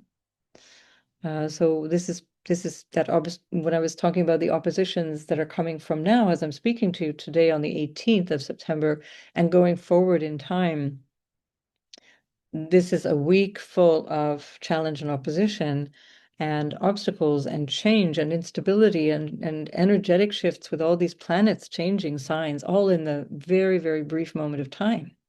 In the space of a few days, we're getting all of this change. And so notice where actually Saturn, the welcome kind of slowness of Saturn is really helpful. so that we don't get too, carried away with all of this stuff. So, as I said earlier, this is going to affect pretty much everyone in different ways. But let's say certainly the cardinal signs will be very, very powerfully impacted. The first 2 to 3 degrees of each cardinal sign, Aries, Cancer, Libra, and Capricorn. But every other sign that has, especially in terms of the mutable signs. So the mutable signs are Gemini and Virgo and off the top, Sagittarius, and then Pisces. Those mutable signs, particularly the late degrees, but actually because of Gemini in the first couple of degrees, they get hit both at the very beginning of the sign and the very end of the sign. This will be really, really extraordinarily powerful for all of those signs. And then what have we got in between? Well, we've got the fixed signs, and there we've got Pluto. So nobody's off the hook. And that's not just the Pluto that's been there for so long at the beginning of Aquarius, but then as soon as Mars moves into Scorpio, we get a Pluto square from rather a Mars square Pluto. And that's going to affect all of the fixed signs, meaning, of course, Taurus, Leo, Scorpio, and Aquarius. So there's nobody really not being affected by this moment in time. Some more than others, and some will notice that more outwardly than others, especially depending on which particular planets are there, or if you have the midheaven or the ascendant, and of course the opposite, meaning the IC or the descendant, which are a little bit secondary but very important. And also if you have nodal axis in any of those degrees. So whatever your nodes are doing has a lot of importance, even if it's not specifically related to the eclipse energy itself. So, because of that Aquarius fixed air energy, Pluto is really, really strong because it's not just the slowest moving planet, but it's fixed. It's that fixed energy. So we want to pay attention to where we can transform, that's the Pluto word, where things can be torn down to be built up again, transformed, and will be, because we don't really get a vote in there when Pluto is involved. So it's really about dogma and dogmatic thinking and ideology, and where can we let go? This is the grand air trine, the potential for that to be liberated from, or to find creative ways through all of this endless debating around politics and the sort of bifurcation of society based on these dualistic patterns, like the good and the bad people, and the liberals and the conservatives, or the reds and the blues, or the Democrats and the Republicans, and all this stuff about the evil other. No, this is not your thinking. This is not you thinking that. You have been instructed to think this. I grew up in a time in the 70s, 80s, even in the 90s, when I was a very political young person, but we still didn't have the kind of vitriol that is existing today in the social media era, especially after the Pluto Capricorn era. So this is really, it's very, very dangerous times. We were still able to converse. We were still able to hold two conflicting opinions and try and weigh and measure them and come back to at least an agreement to disagree. And there used to be this notion that I may not agree with you, but I will die. This is the American sort of First Amendment statement. I will die to defend your right to say it. This gone. It's just gone. I don't like what you say, I'll kill you. So we must reflect on these things so that we can overcome this potential for real social destruction. And that is not necessary because it's coming from these concepts and ideas which have no foundation in reality. They are a concept, they are an idea, it's words. That's not the thing that we need to be worried about. We need to be worried about who's manipulating things from behind the scenes, from behind all of that.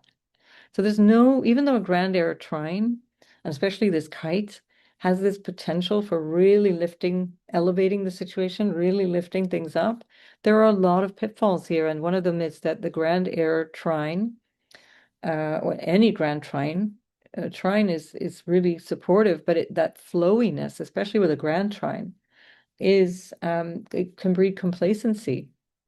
We can get a bit lazy, like we're not really making an effort anymore. We're allowing things to happen. And as I said in the early part of this very long video, Mercury is in that position where it allows others to decide what it believes or thinks or wants, and allows people to in some ways take agency from it. It's kind of both and, which is fine, but at a certain point you have to decide. Things need to be there's a place where you need to decide something. So this can be great as a mediator, as a balancer and so on, but we also need to come back to a point where we decide things.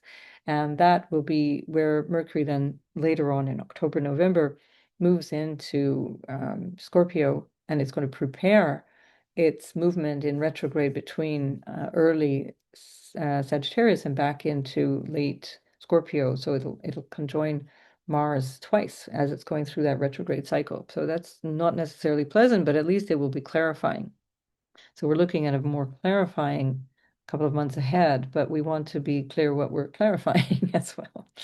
So this power dynamics that is represented by the Pluto in Aquarius, for example, and then that whole dynamic, it's really a power over the internet and freedom of speech and power over who gets to decide how we live our everyday lives. And we need to be more clear socially, but also individually, how we want that to look. What am I willing to tolerate? These power struggles will continue. This is the whole dynamic of, and the issue, one of the problems that might be there is that there's this such a lack of leadership that we have, as we can see through this weakened sun at the time of the equinox. This lack of leadership can be the thing that actually allows for, technological corporations or tech bros or whatever to take on so much power that it's very difficult to disentangle ourselves from it. And we have to be very vigilant around that. So, of course, Libra represents justice and what is fair. It represents diplomacy and treaties and so on. It's, as I mentioned earlier, with Venus and the moon coming on to Regulus at the around the 19th of September, just before the eclipse and before this equinox moment.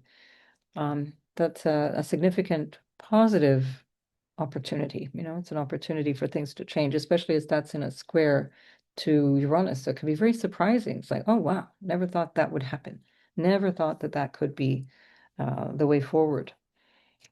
So yeah, and then of course the Libra energy is all about fairness and balance on the human level, and also even on the commercial level. The scales of Libra are actually often they're called the scales of justice, but they're also the commercial scales. So Libra is also a transactional sign. All of the air signs are also about trading, especially Gemini and Libra. They're all how do we make this agreement? How do we make this legal contract? How do we make this commercial transaction work? And so this is also part of what's changing, especially because Mercury itself is involved in this bigger dynamic all the way through, as it's ruling the eclipse, and it's of course there in the sign of changes, exchanges and agreements and legalese and all that stuff, and being fair. This is new treaties, new ways of working through things. Oh, I meant to pull up the UN. Do we want to see the UN? I think this is one thing that's going to change the UN, and where have I got the UN? The UN and NATO are going to have to, and the European community as well, the European community, Maastricht Treaty, are all being heavily influenced. I'm not going to do it. I might do it for another video if enough of you want to see that. But just know that the UN and NATO and the Maastricht Treaty have a lot of points that are being influenced, and especially both NATO and the UN, which have a lot of zero Aries. They have a lot of the world point energy in them. So that's definitely going to be changing shape, and already people have been more vocal, although that has been on sort of under the radar for many years, vocal about getting Israel suspended from the UN, certainly from other organizations like sporting organizations and so on, just as Russia had been, before or after it invaded Ukraine. Again, people are thinking, well, this is not justice. This is not fair. So this is the big theory, the big moment. The UN Charter is going to be changing one way or another. And there's also, since last year already, since certainly well into 2024, there's been a Charter 6 of the UN is proceedings to get members evicted or cast out of the UN. And there's been a motivation again because of this whole chaos that is being sown around the world to many countries have been or at least individuals and trying to spur on countries to evict the US as well and to get the US out of the UN and also to get the UN literally out of the US to take the UN plaza away from New York City and put it somewhere else. So the UN, for those who may not be aware, has offices in San Francisco and New York, mainly New York, and also in Geneva. And New York is where the plenary is held because the US was basically the deciding factor in creating the UN after the Second World War. So all of the colonial powers that remained are on the Security Council plus a rotating group of countries. And there's huge questions around that Security Council because it's no longer fit for purpose. That Security Council was a way of maintaining colonial power after many colonies were in claiming independence around the Second World War and shortly after. It was a way of keeping their hold on power, and it's irrelevant now. It's no longer possible to continue like that. So it has to change. It will change, and that's what the astrology tells us. So again, as I say, it was, trying not to use too much hyperbole, but this is a big moment. It's a historical moment, a turning point in our lives that will be remembered. So be careful. I also, in terms of the AI, the air element stuff, I did a post yesterday, which was a partial, a fragment of a conversation that I had with ChatGPT around how it describes events and especially suspicious events. I'm thinking Charlie Kirk and all the various false flag events that have happened and how it describes them. I just wanted to hear what the answer would be, and then I would challenge the answer. And even when I asked it, for example, to give me an answer of all that we know up till this point in 2025 around the COVID and pandemic situation, with all of the evidence that has emerged from multiple countries, multiple sources, multiple governments around the world, what is the consensus on COVID? And it gave me essentially the the consensus message, let's say, that we were given in 2020, which was buckle up. There's this, strange thing coming, and we've got to, for your safety, we've got to vaccinate you and lock you down. And I created again. I said, listen, I specifically said I wanted to hear what we know about this, and you gave me this old information. And it said, yes, well, I gave it to you because I give you really efficient short answers. People don't want deep explanations. They want quick answers. And I said, but I said specifically up to 2025, and you included none of that. So again, I kept having to refine the answer. Why I say this is because, for good or bad, artificial intelligence is now a part of our reality. And it's going to shape the way people believe things and the way people think about things and the way people get their information. And if you don't already know the answers to the questions that you're asking, you don't know that you're going to be fed a whole dog and pony show. And so you have to be quite alert to questioning, find ways of questioning that are, even if you don't know the outcome and the answers, you say, is this the most up-to-date answer? Is this the most widespread available information? Is this unbiased information? Is this information not politically motivated, not motivated by profit, by industry, etc.? You have to challenge the sources of information that you're getting. And I'm afraid that this is the way forward. Not only is it the way forward so that you can stay well informed and the people around you can be, but also to push back against AI, which is being trained on what is produced already and what makes the most noise, let's say, on the internet.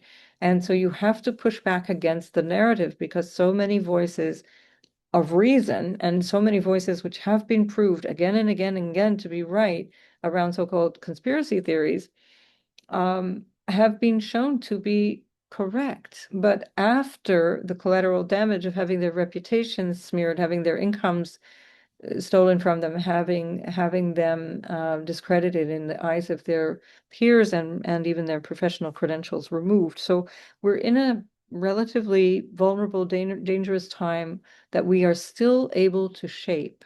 There's going to come a point where we're no longer really so easily going to be able to shape this moment in time going forward. So we have to be keen right now to shape this moment in time. As I'm doing this, Mercury is still in that really tight opposition with Saturn. It's about we really will be hearing things of this moment in time. So 18, 19, 20, 21 September, 22 September, this moment in time, particularly just now, where what we're hearing is going to be flavoring the months ahead. So pay attention to the news, what you receive, how you receive it, question it, hold it in a way that says this might be true, and I'm not sure how to respond yet, so I'm going to let it sit here until I know more, until I investigate a little bit, until I feel in my gut what is good for me and what is not good. Is it eliciting too much emotion, and why would they want to do that? The old way of understanding who benefits, cui bono is the Latin term. Who benefits from this? Find out who benefits from this. And really seek that out, really seek to understand. Go into my community section and read the conversation or the partial conversation I had with ChatGPT so that you can understand how off it is, how it's being trained in a way that is supposed to give us information that is what we are supposed to believe as opposed to what is true.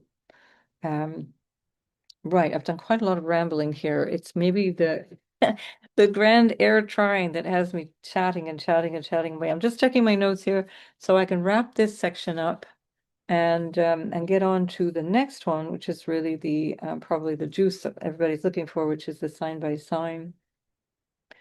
Right, okay, maybe if I just come to this kind of concluding message here. This is a very potent ending of a cycle. The solar eclipses are always the very sort of the energy of new things, but it's also, of course, the energy of the ending of something. And again, I mentioned that in my eclipse videos. But because we're also at the South Node eclipse, and because Pluto itself is out of bounds in a southern declination, there's a lot of potential for uprisings, mass uprisings, people to express things that they're ready to shed. We're moving in a new direction, but we have to shed before we can move fully in this new direction. So prepare already to see for yourself, what is this ending? What is this very obvious ending that I'm in the middle of, and how do I want to move my way forward? Don't worry about the details. Just think in terms of the qualitative way you'd like to move forward. And there's a new outlook on your life, and also a new way of living every day. This is also very Virgo energy. The Libran energy says, okay, I want to engage now in a new way. I want this new social engagement. I want this new fair and harmonious and balanced way of engaging. Again, remember, Mercury is still under the beams of the sun, so it's very subjective still, and the sun itself is suffering a little bit here after being brutalized by an eclipse in South Node blocking the light, the moon blocking the light, and then the sun sort of crawling into the sign of its fall. So there's a lot of wobbliness around our identity and around those we look up to. So be careful who you give your power away to. So, and also in thinking in terms of that day-to-day way that Virgo does. How do I manage my health, my time, mental, physical health? How do I manage my day-to-day experience? And then we have to think about that on a macro level collectively. How do we manage this day-to-day experience? What does it mean to be dependent on social media or dependent on the internet? What would you do if you didn't suddenly have access to internet banking? Or the internet itself. I know my income would dry up in a second. That'd be me and the dog. Not even able to talk to my kids. So these are potentials. These are things that can happen. We've already seen it happen in previous moments in history, and we can see it happen again and again over the course of our current time, where things are being hacked or things are being deliberately interrupted. In April, late April this year. I live in Spain, but I happened to be in London at the time. And I found out from my dog sitter that there was no power for over a day. Well, in Spain, there was an absolutely beautiful response to the fact that nobody could use electricity, nobody could go online. Of course, they still had their mobile phones to a limited extent, but otherwise, nobody was doing their work or a lot of things that weren't functioning. People came out in the streets and they started making music. They reconnected with neighbors. They asked the neighbors, "Are you okay? Do you need anything?" It was an absolutely magnificent expression of humanity. And this was, the sun at that time was in Taurus. That's the Taurian nature of our values, how we sustain each other, how we sustain ourselves. So keep these things in mind. What would I do if have a sense of inner courage, inner strength? So this over intellectualizing everything, things being motivated by what I believe, I don't like what you believe, I don't like you. Be careful of that. Be careful of that. We're in this psychological kind of warfare that we're, really in earnest since the Second World War, actually before that, but really important to be aware that there's things that we think we're thinking ourselves are actually not our thoughts. So very, very helpful to, to keep your feet on the ground and to question your thoughts, question what you believe, question is it valid that I hate somebody? Um, yeah, let's see. I know I have so many other things I want to say, but this is getting very, very long. Yeah, you've heard all of these other things before in terms of the potentials for breakthroughs, technological breakthroughs. That's a part of this grand air trine. Even the trine between the Sun and Uranus provides that, especially as Uranus is now in an air sign, and it can be just incredible insight. But added to that, this Pluto, that can be socially or personally transformational insight, things that we can innovate and orient towards ideally a better social bonding or a better way of relating to each other. Remember that, with the trine again, that things can flow. What is flowing is not necessarily, it's just neutral. The things flow really easily. So gossip gets passed around and false information gets passed around. I think what the old saying was, I think you can't remember if it was Churchill or somebody along those lines said, maybe it was Mark Twain even, who said I think it was Twain, who said that lies will go halfway around the world before the truth has time to get its pants on, or something like that. Maybe it was trousers. I don't remember. It was something like that. Anyway, you get the point. And so beware. What is the thing that's flowing, and what are you contributing to that flow? We need to actively use the knowledge that we're acquiring. Don't just kind of sit there accumulating knowledge and not using it. Well, this is what the keyboard warriors do, and they all have solutions and ideas, lots of opinions, but they never get out in the field. They never get their hands dirty. They never get out there where it matters. So don't be that person. Don't be the one kind of loftily sort of strategizing and imagining things from a high perch, but really get down in the trenches and start to apply and notice that it's not so easy to apply ideology. And when things become too ungrounded. They're too idealistic, too ideological, and they don't serve the immediate need, you see. So, and they can even be very divisive. So, and of course, on a personal level as well, this is the capacity to be a visionary, and really, it beware again, so good and a bad thing. They can make a lot of charismatic energy come forward. So this can be very charismatic. You can be very engaging, and this can be for good or bad again, because we're looking at this sun, the solar self, the solar image is not happy. It's not comfortable. It's not strong at this point. So beware of who you're being charmed by, or how you're charming, how you might be manipulating or charming based on things that may not be good for everyone. Yeah, and again, that notion of abdicating responsibility, which is also a classic sort of Libra shadow energy. So there's that wishing for things to go well and to harmonize and so on, but to the point that you won't actually stand your ground and stand for something. And we can stand for fairness, of course, and we can stand for things to change. And especially as Mars will be in the very, very first degree of Scorpio, a very powerful place for Mars. We're taking action. But again, that Mars in, its nighttime sign in Scorpio, it's hidden action. It's strategic. Mars is strategic anyway, but it's strategic action, especially on steroids when it's in Scorpio. So it can be, again, another factor for manipulation. What is manipulating? Who is doing the manipulating? Who is taking action based on what thinking, what motivation? Who gets money from this? Who gets power from this? Recognize that the ongoing sextile from Neptune, both in both directions, the sextile from Neptune to Pluto, but also to Uranus, that is, although it's weaker than the Grand Air Trine, it's still very relevant, and especially as it's part of the kite and in the opposition, with the Saturn there, it's really part of this configuration for a long time. But it needs to be consciously activated. We have to, those trines flow on their own. The ship sails on its own. Whereas you got to get the motor going with the sextile. It's something you need to take action on.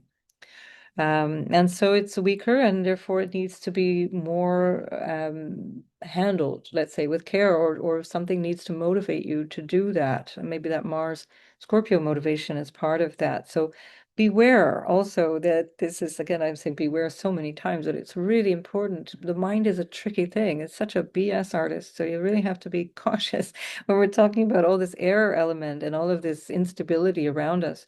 It's so easy for the mind to go in all kinds of crazy directions. So, this can be where we need to really see the power of persuasion, or the power of propaganda. That is absolutely, especially in countries like the US or Israel, which is not aware of its own, the power, how powerful its propaganda is. It always seems to be propaganda coming from other countries, but never from the West. NATO propaganda is extremely subtle, very, very crafty, very subtle. And it's also, especially with reference to the American propaganda, or Western in general, the Western propaganda, which is baked into music and movies and everything. It's baked into everything that people consider to be sort of normal, but it's actually worth questioning. Are we the good guys? Would be a good question to ask. Who is the Taurus really? And just look at the facts and how they express that. So if we deal with this kind of mythological framing of events and people, that is part of that propagandization that we've been decades, submitted to, or the magical thinking, it can actually prevent us from genuinely progressing, really evolving socially and personally.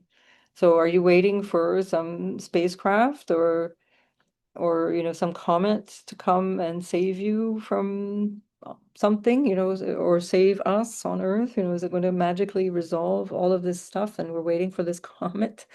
I mean, please be practical. It's not that these things can't influence. Of course, they will definitely. Comets are incredible omens and very helpful, but don't hang around waiting for it. There's nobody coming to save you. There is, unfortunately, no Santa Claus. Do you expect a human or a political movement to save us? Is that the thing that's going to come and resolve everything? Do you think that by eliminating a person, or a group of people that you don't like, or that don't think like you, or don't look like you, is that going to save us? This is really important stuff. We have to really clean our own house here to get to the place where we can say we will be in a better place in community. It's not about them. It's about me and my own mind and my own emotion, clear my own heart, purify my own heart. This is the message of Christ. It's the message of Islam, which, by the way, Muslims consider Christ to be a very important prophet in Islam. Despite the propaganda that we've been sold about how evil that religion is, it's where we have to de-propagandize ourselves. We need to go through cult deprogramming, basically. Maybe this is what we could describe of this grand air trine. That's an opportunity for cult deprogramming. That might be the title of my video. Well, that might scare people away. I don't know. Right. Anyway, so there we are. This event is this moment in time, not this event, but these many events that are coming at us again and again. These are significant moments in time, and it's something that we are going to remember going forward. And here we are. We have an opportunity to shape our future in so many ways, but we have to do this in a conscious way. We don't let the mind uh, distract us, let's say.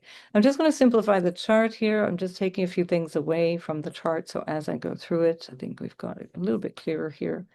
I'm just going to come back to the chart without the angles of the chart.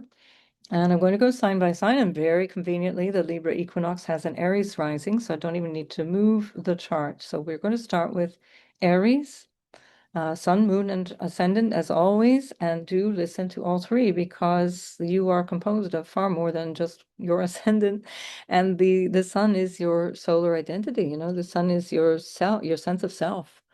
Um, it's your sense of purpose, how you navigate through the kind of way of your conceptualization of life, why you're here. That's the Sun. It's huge. It's also men in your life, your father particularly. And then the ascendant, of course, will show you the areas of life where things will transpire. So that's you showing up in your life and moving around the different aspects of life, and that's showing you that way through your everyday. And so it can often be much more literal. You feel things that really, really shape themselves through the ascendant. But yet there's still, any astrologer worth their salt will be able to show you a solar chart and also a lunar chart, and also describe your life in immense detail. So we have the ascendant, the sun, and then of course the moon. And the moon is your inner experience of life. It's your subjectivity around life. It's how you feel about things. It's how you use your mind. The moon represents the mind, but also the body.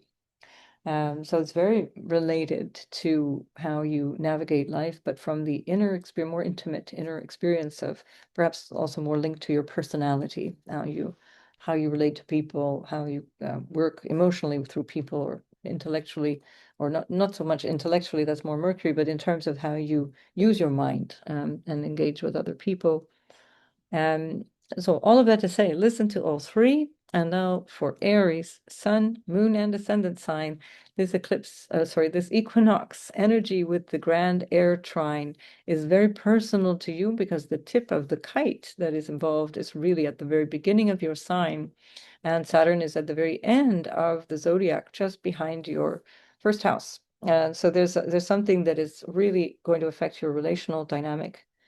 This is, you can say, true every year when we have the Libra equinox. It's always the notion of your relational dynamic, and this is why, for example, Aries being the first sign of the natural zodiac starts to also influence the way that we describe the different signs. So Libra is about relationship, because in the natural zodiac we have the sign in your seventh house from Aries, the beginning of the zodiac, the self.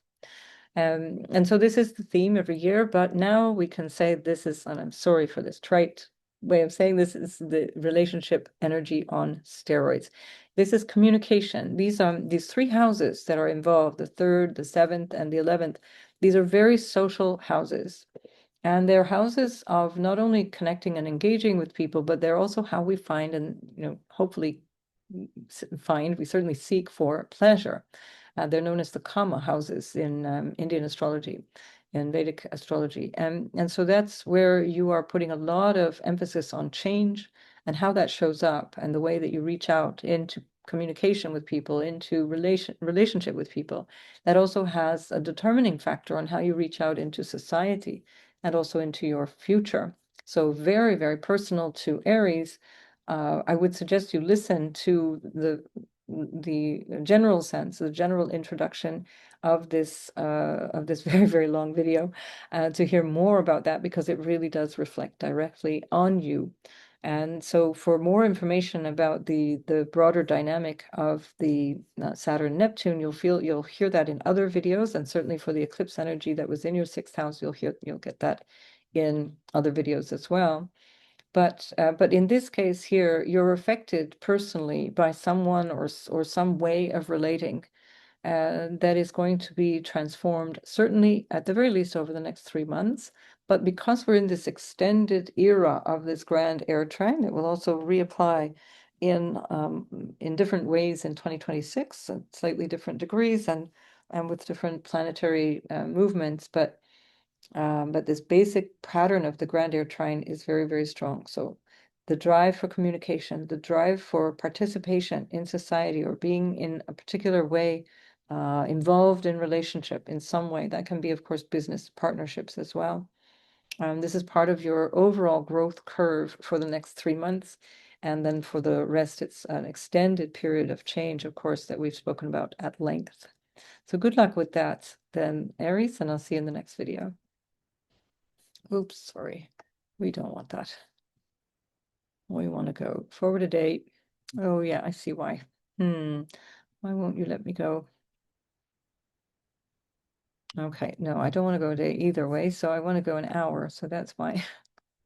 Hang on, I'm getting a little tired here, folks. I want to go forward an hour. There we go. Now we have Taurus on the ascendant, and this particular equinox, this new beginning, this new awareness, let's say, is happening in your 6th house. New beginning there in terms of work. This has been a big area of focus for you, also relating to the day-to-day and health issues. You're reshaping your day-to-day life. That is also part of this bigger dynamic that you've been experiencing for a long time now, many years of Uranus coming through your 1st house. Now, since July, it's been in your 2nd house and in trine with Pluto, very, very powerfully now in a grand air trine with the sun. And so this dynamic of the 2nd house, 6th house, 10th house, this is known as the Artha houses, the houses of what we need to sustain us. That means the food that we eat and the money that we have, our possessions, and the ways that we conduct our everyday schedule. Is that working for us? Is the health story working for us?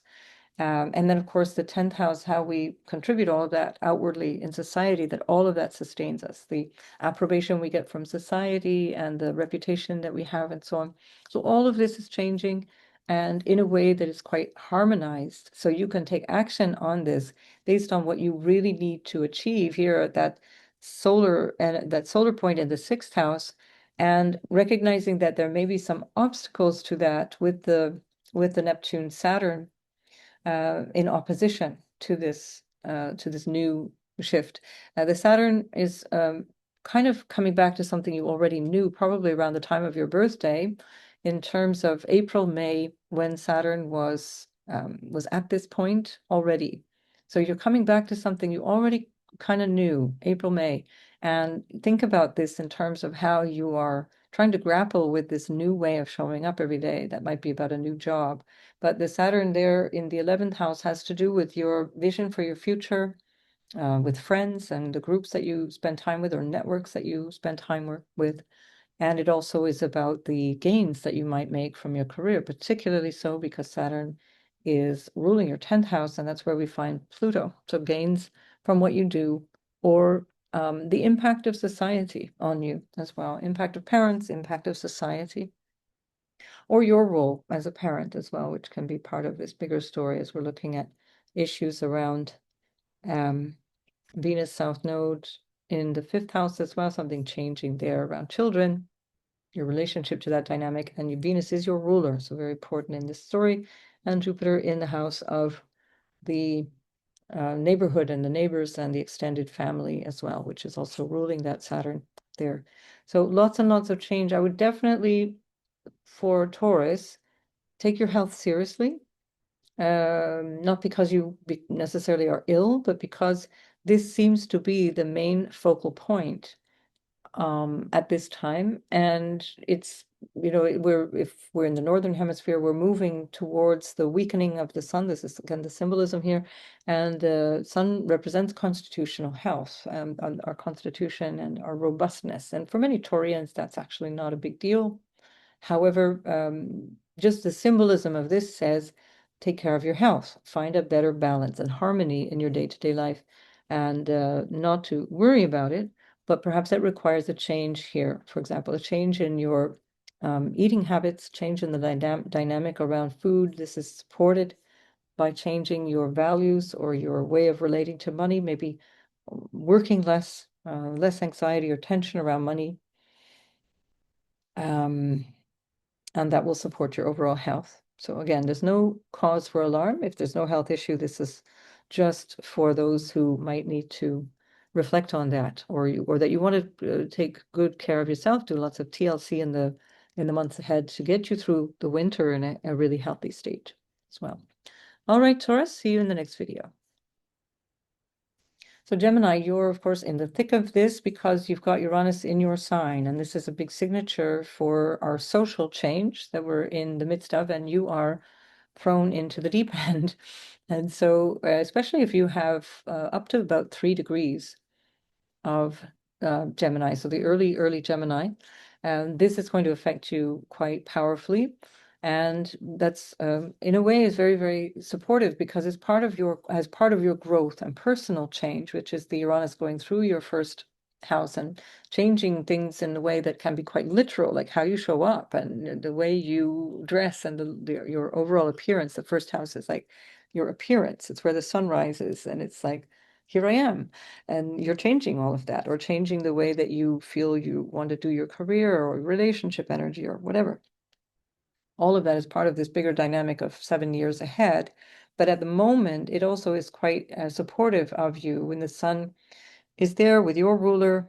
The moon, unfortunately, your ruler is very close to the sun, so there can be a certain amount of lack of clarity, and also in opposition to Neptune, not so sure about how my future is going, what the future holds. I still have all this stuff to do around my career or around parental responsibilities. There may be something here to do with children as well.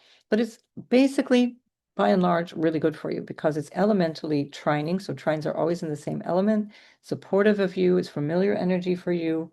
And that can be a new way of engaging around fifth house things, which is, again, children, lovers, love affairs and romance, and creative expression of all kinds, entrepreneurial expression, really, really good for you at this time. You're certainly ready to get your sleeves rolled up and get into the thick of it with Mars going into the sixth house.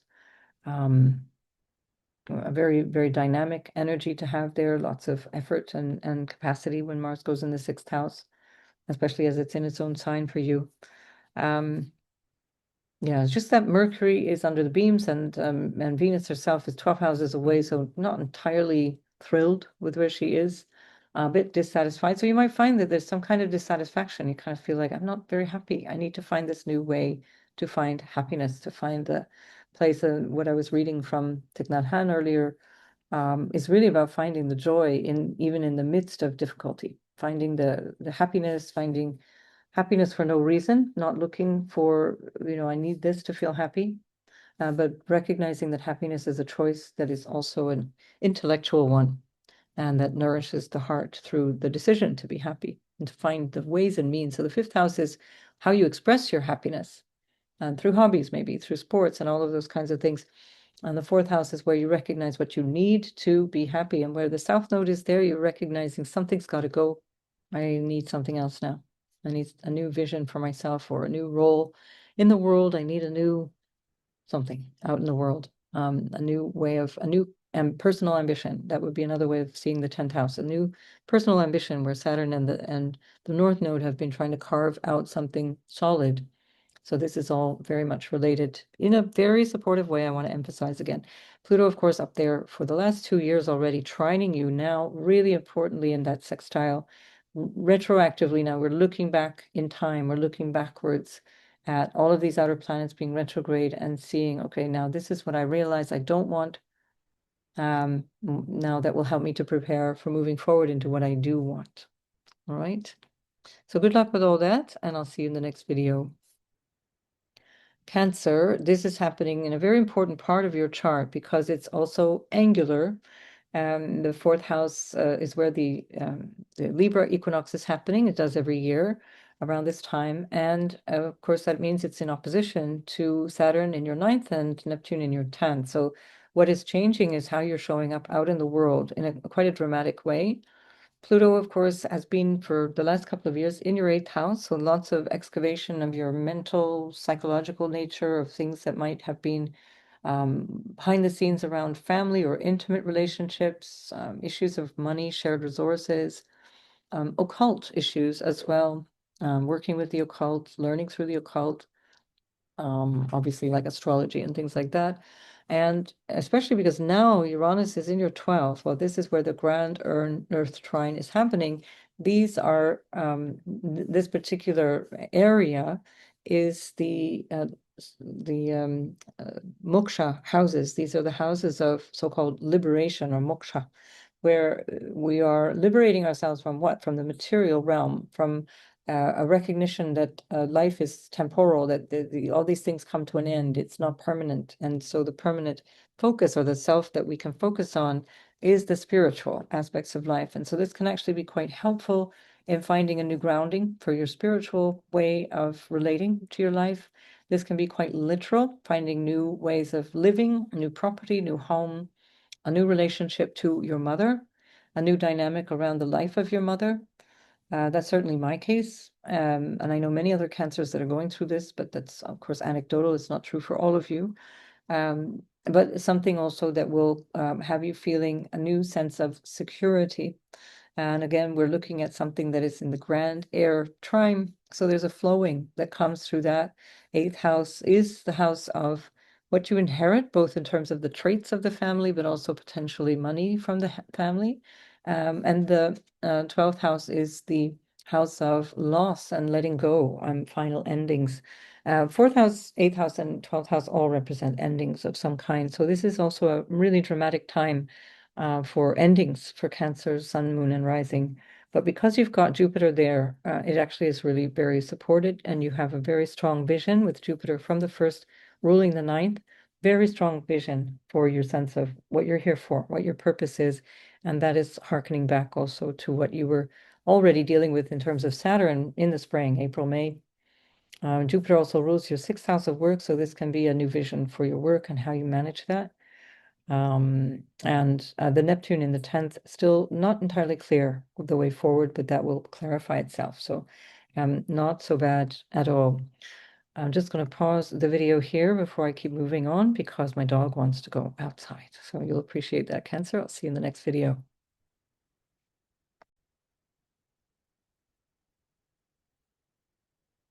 So for Leo, Sun, Moon, and Ascendant, we have a grand air trine in your 3rd, 7th, and 11th houses. These are known as the houses of Kama.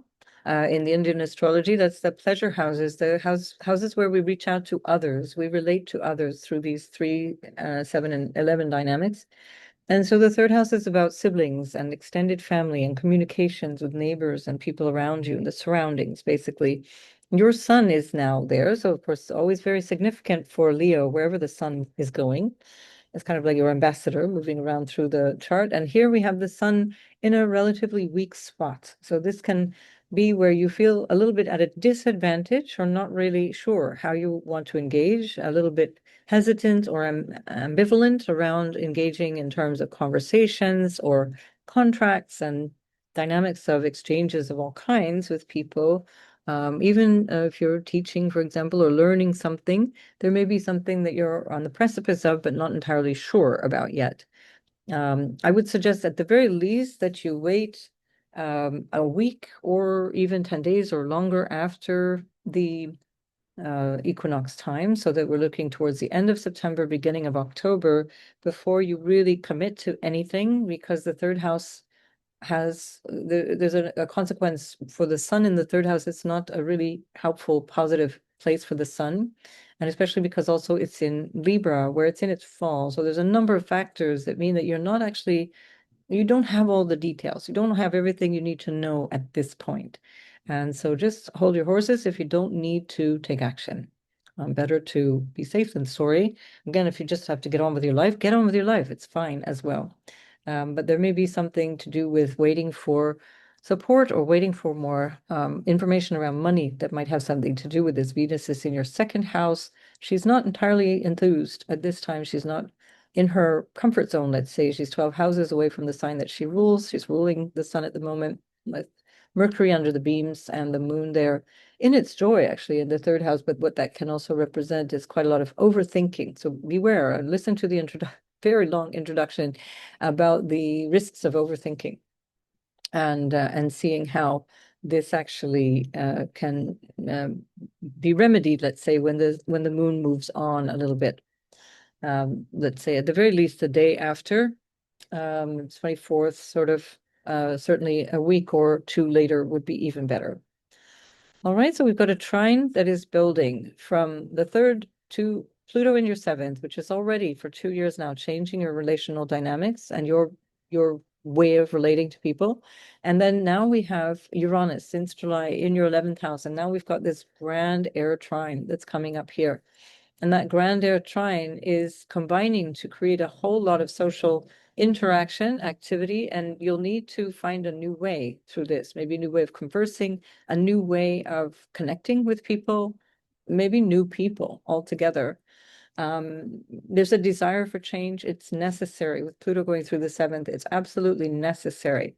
This is kind of like you don't really get to, if you're in the wrong relationship or the relationship dynamic is dysfunctional, then Pluto will force change. It forces either an abandonment of the relationship, or you will be left by another individual. You must accept that this is the best thing, because if you can get through Pluto going through the 7th and you're still in the same relationship, you've got a super solid relationship. You've just consolidated it. So it doesn't mean you have to sacrifice the relationship, but any wobbly relationship will be really raked over the coals with Pluto going over through the 7th. So that's already a factor in your chart. And the trinal energy is quite supportive of that, but still, again, not entirely committed. There's something here that is lacking engagement or commitment at this stage. And if that's the way that you're experiencing things and choice is difficult at this time, then just hold off until you feel comfortable making a choice. So that would actually serve you quite well, because of course the sun representing, yourself is opposing Neptune, and it had been opposing Saturn at the time of the eclipse the day before. So there's confusion and lack of clarity here, and there's no harm in waiting if you're not ready for what's coming up here. Now, this, of course, doesn't last for 3 months, this lack of clarity, but you can expect that there will be a lot of change around these new dynamics as they unfold that is based on this symbolism. I need to make a change. Not quite sure if I'm ready, but I know that things will come forward in a way that allows me to make this change.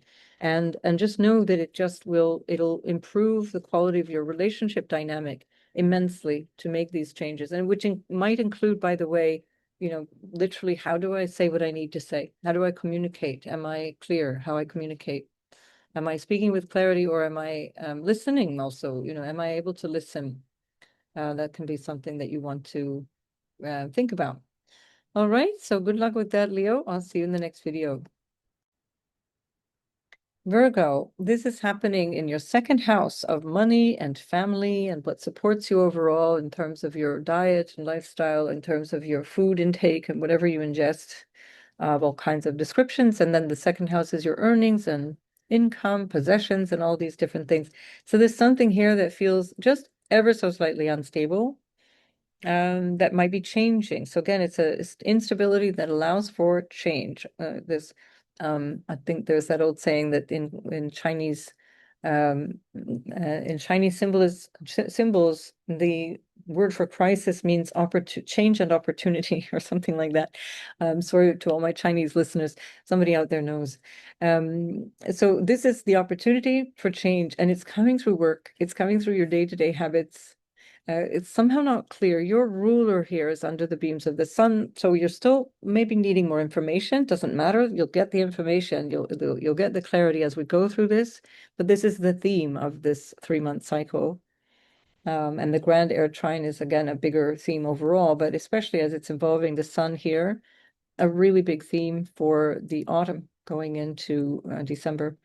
So change at work has already been happening, change in terms of your day-to-day schedule, how you show up and do things for yourself, or in terms of the work projects and things that you need to commit to, and how that might impact your health as well. So this can also be coming back to this question that is more related even to your sense of self-worth or your values, your sense of value or values, and how that is actually affecting your work, your money, even the value that you give to money, and of course how you show up. And this is all change for now, for Virgo. So there's a bigger dynamic here that you get to experiment with at this time that is about how you want to act out in the world, how you want to do your career, how you want to be a parent, how you want to be a good citizen and show up out in the world. There's a lot that's favorable here, especially in terms of the relational support, the dynamic for relational support or support coming from people in, well-placed, people in high places, friends that are very supportive. Even earnings can be highly supported. I would suggest that Venus needs to move into your second house or elsewhere at the very least before you really see that happening, because there's something here with Venus not being entirely satisfied, although she's strong in your first house. But you might start to realize where there's certain minor dissatisfactions or certain important even dissatisfactions that need addressing. You will have the capacity to address them, but you might not, you might feel a little bit equivocal about that, and it might be difficult to actually express what you desire, what you really need in a relationship or even in an employment situation. Saturn is ruling your sixth house as well as the fifth house of love and joy and health, not health, so the sports and activities, like what makes you move your body, etc. And with Saturn in the seventh house, you might be constituting a bunch of people or a group or an individual that can support you to get serious around that. It's good for in terms of your own boundaries within the context of yourself, but also within relationship. So it can be a really good opportunity to find a mentor, somebody who is able to guide you through these different things that are fifth and sixth house related. Sixth house, of course, especially with a reference to work and your day-to-day life. Because there's this emphasis on relationship, again, for some of you, this might be an opportunity to talk about money. There might be some issues around money with the opposition here to Neptune that's clouding the shared resource sector. It's also maybe a bone of contention that needs to be restructured or worked out in the relationship. But so that's it for the Grand Trine. It's a bit of a theme that keeps going, keeps repeating as we go through 2026 as well, but especially when it involves the sun, this will be a really major game changer. So bye for now, and I'll see you in the next video. Libra, if you please go back to the introduction, hear more details about this. Of course, it's concerning you very specifically, and how you're showing up, whether it's sun, moon, or ascendant, and how you decide to navigate your life in a different way. There's a lot of things that feel a little bit unclear at this stage, not entirely certain how that all needs to shape up. There is a bit of an obstacle that might have to do with health or work, obligations maybe around those things, or a need to really just get serious about it. Saturn works well for Libra. It's your exaltation ruler, so it can help you a lot. Your ruler is in the 12th house, so there's still a lot of stuff that's unclear. Also because Mercury is under the beams of the sun, and that also contributes to a certain lack of objectivity. Things not entirely clear at this time, but it doesn't mean they can't be.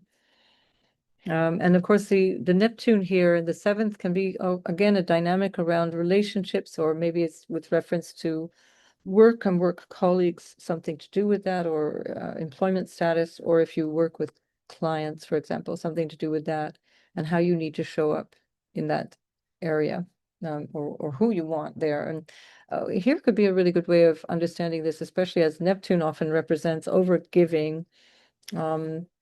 Especially in the seventh house, it would be, taking what you could describe as taking pity on somebody and feeling sorry for them, and then giving all your family jewels away, or, giving all the best of yourself. So this could be a really good opportunity for you to say, well, actually, you know what? I need a little bit more for myself. This is where Saturn helps in the sixth house. I've spoken about that a lot in the last few months, so you'll get more information from going back, especially to the Saturn video, Saturn regressing back into Pisces.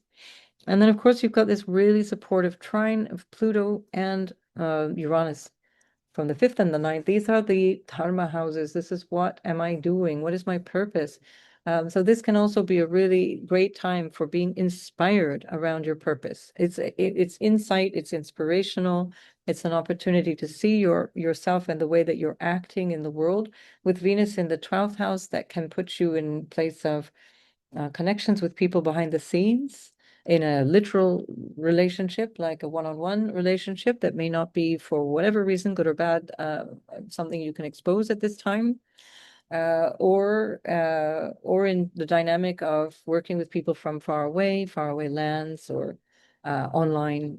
They're not here, they're not physically present, and but it's something that can bring you some real benefit from working in those ways, a little bit more clandestine, a little bit more hidden.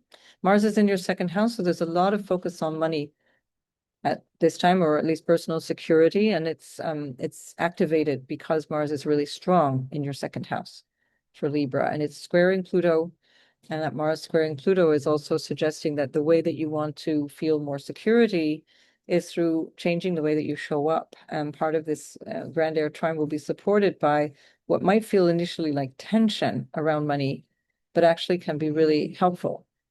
So good luck with all that, and I will see you in the next video. Scorpio, this equinox happens every year in your 12th house. That's the hidden part of your nature, or the hidden part of your psyche, your unconscious processing, but it also represents everything that's kind of behind the scenes. That can be in terms of work behind the scenes. Working as an accountant, for example, nobody knows specifically what you're doing or what your name is. It's just that that's where you do your job, or working in a clinic, or working in a prison, some kind of place that's away from society. Working online, working with people who are at a great distance is another way that can take shape, or thinking at least about them, maybe even having relationship ideas of relationship with people coming from places like that, whether it be professional or personal, intimate relationship, because we've got Venus here in the 11th house of friends. Venus rules your house of relationship. So there might be something there that you're trying to cultivate, and that might be also potentially financially beneficial, but Venus is not in any particular good mood there in Virgo. She's actually in her fall, so it will be okay. It will still be Venus, but not as good as you might have hoped for, especially as the South Node is also there. So things are not going necessarily as you had expected.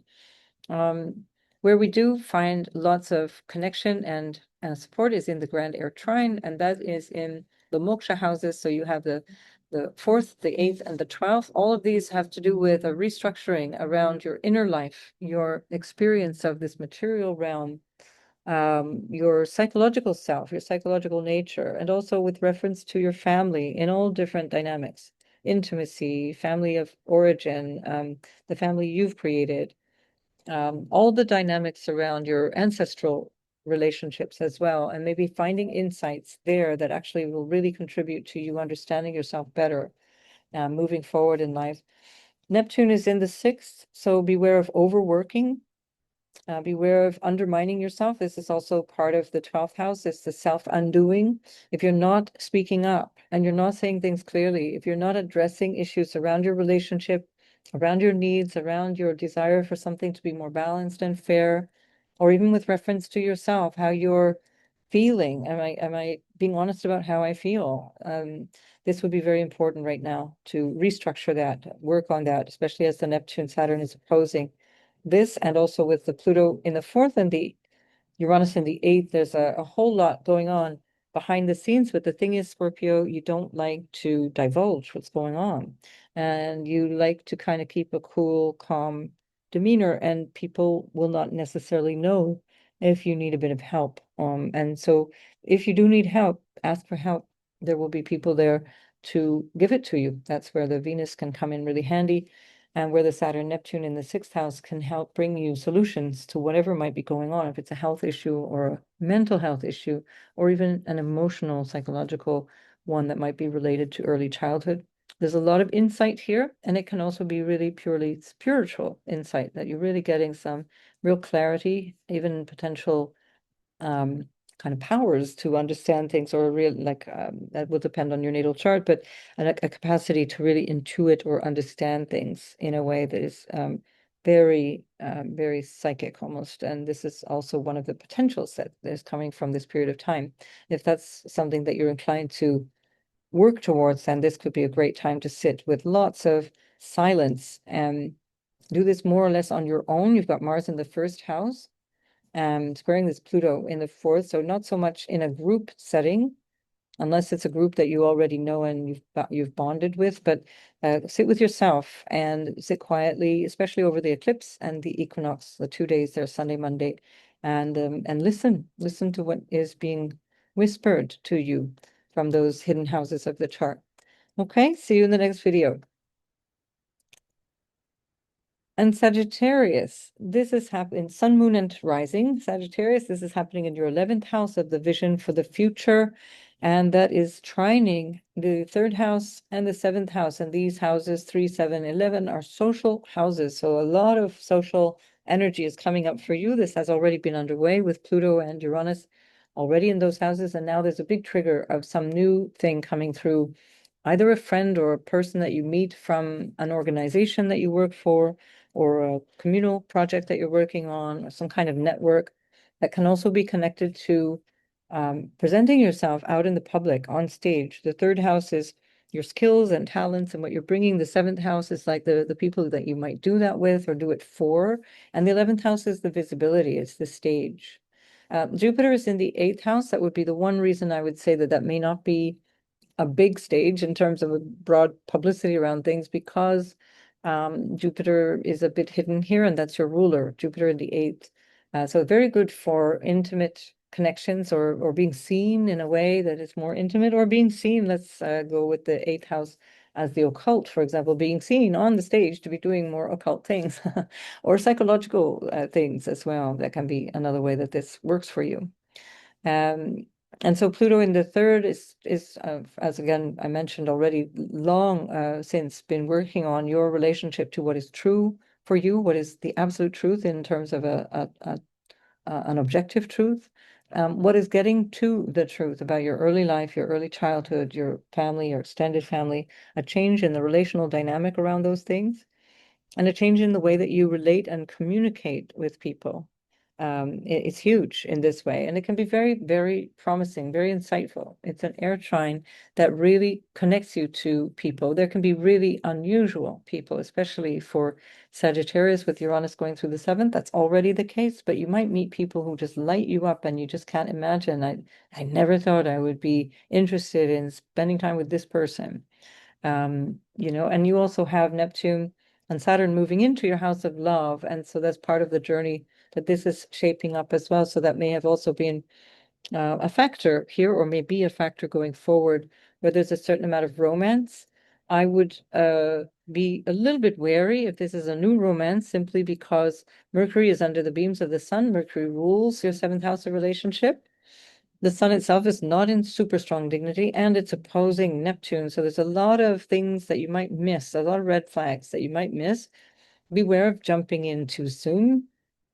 Beware of things that might come at you that are unhelpful. This Mars in the 12th house also can be self-undoing, taking action in ways that are not necessarily above board. Beware of that, because Mars is also in a square to this Pluto, and that will affect your dynamic with other people, or even your mental well-being. Pluto again in the third house of the mind. Right, so many more things to say here, but I'm going to have to keep it short. And I wish you all the best, and we'll see you in the next video. Capricorn, Sun, Moon, and Ascendant. This is happening in your 10th house, as it does every year at this time. And so there's a new beginning around the way that you show up out in the world, some kind of perhaps an accolade or a way of being seen and recognized in the work that you do. Your exaltation ruler is in the 11th house. For good or bad, it's a very strong placement, but sometimes it can be antagonizing around gains, or around connection with other people. In terms of the potential for gains from income, you might find yourself really assertive around these things. And since Pluto is in your second house of money, and Uranus is in the sixth house of your everyday work, as it's trining the sun in your career house, this might be something you need to act upon. You might actually need to kind of get your elbows out and defend your corner around some kind of work negotiation, or something that you're changing around work, a realization around what you would like to do in your work. And again, it might be about recognition. Now, here we have Venus ruling from the 9th to the 10th. This is one exception to the notion that when a planet is behind the planet the sign that it's ruling, it doesn't really offer help, but from the 9th to the 10th, it does. So you're actually getting some more benefit here than other signs. Venus is actually not really happy in Virgo, a little bit uncomfortable because she's in her fall. She's a bit fussy, but that can actually serve you well because it's really focusing on your vision for your life, your purpose. How do you want to be that vision, or how do you hold that vision as you show up? There's still lots of things that are not clear. Beware of signing contracts. It's tricky to sign contracts at the moment for Capricorn. I would need to see your chart to know more about that. I would just say, as a general rule, just wait at least until the beginning of October. But even still, with your ruler retrograding in the third house, things may not go the way you had wanted them to go, although there is a strong rulership from the 7th that could support that. But still, after at the end of November, Saturn will be direct again, and that would be a more sort of confidence-inspiring time to get on with contracts and things. If you've already thought it through and you already know what you're doing, or you're reviewing a contract that you've already seen, especially if you saw it in April, May, this might be fine. But again, I'd need to see your chart to know more about that. All right. And this Saturn-Neptune opposition to the Sun may have you emotionally unsure or emotionally confused, or even finding it difficult to make a choice around this thing about how do I show up? What's my new role in my job? Or what new career do I want? Or a social role, and also maybe my parenting role. There might be something that is changing for you there. All right, Capricorn, I'll see you in the next video. Aquarius, Sun, Moon, and Ascendant. This is happening in from your 9th house to your house of self and your house of self-expression. This is pretty awesome, actually. The one thing that I would say is that you have a lot of energy for personal growth and change here, a lot of insight and inspiration around how you want to move yourself forward in your life. That is still in being shaped, let's say, is still in the process of transformation. We have a sun that is in its fall. Mercury itself is under the beams. Mercury is a wee bit wishy-washy, although can be helpful, seeing both sides of everything, up there in your 9th house of your vision for your life. And so what you want to do perhaps is give it a bit of time, understand that the need for change is there, or the urge for change is very well supported. It's just that at this particular time, there's a bit of confusion or a lack of information.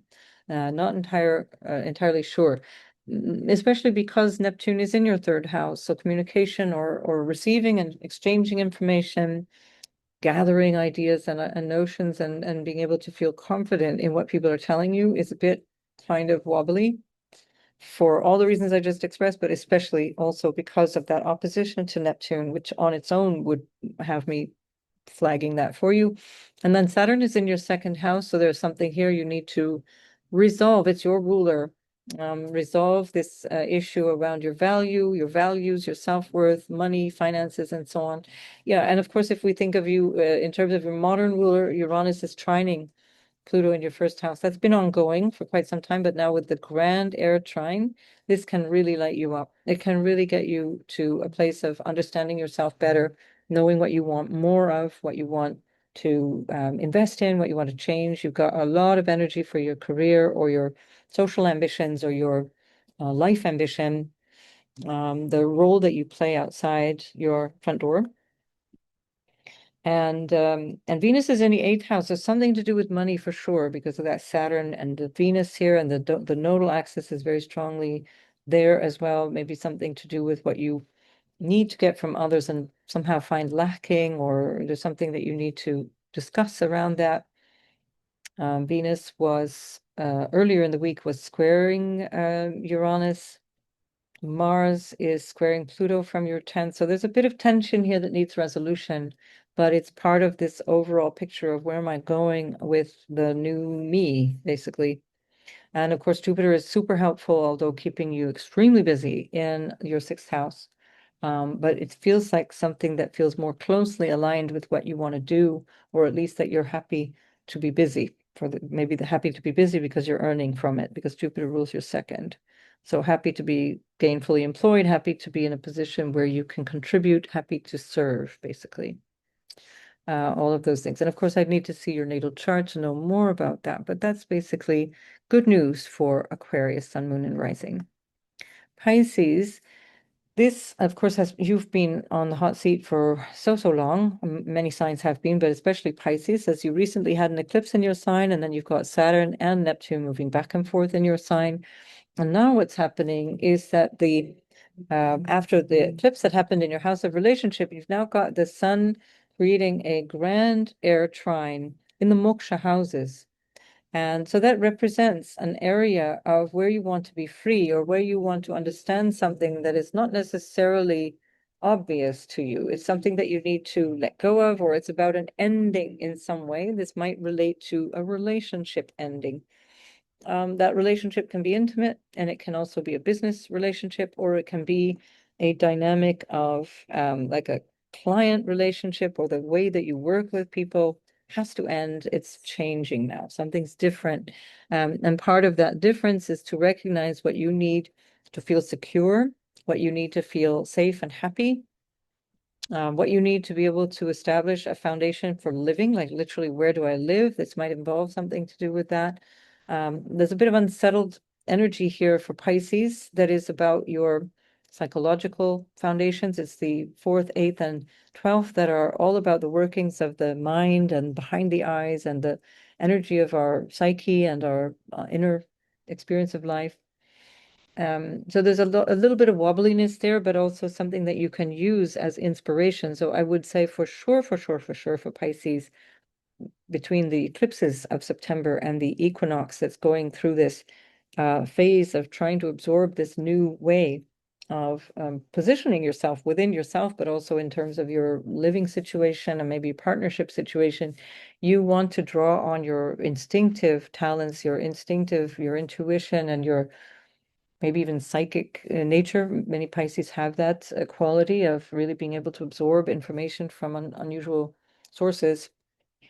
And this would be part of that dynamic. Lots of potential here for insights and gleaning information here. Things are still not quite stable. And they won't be probably through this equinox cycle of 3 months. But it's fine because you can manage quite well. As a mutable sign, you manage well with instability. Mars has you all fired up about a new sense of purpose, often in the 9th house with reference to a spiritual purpose, higher purpose and meaning.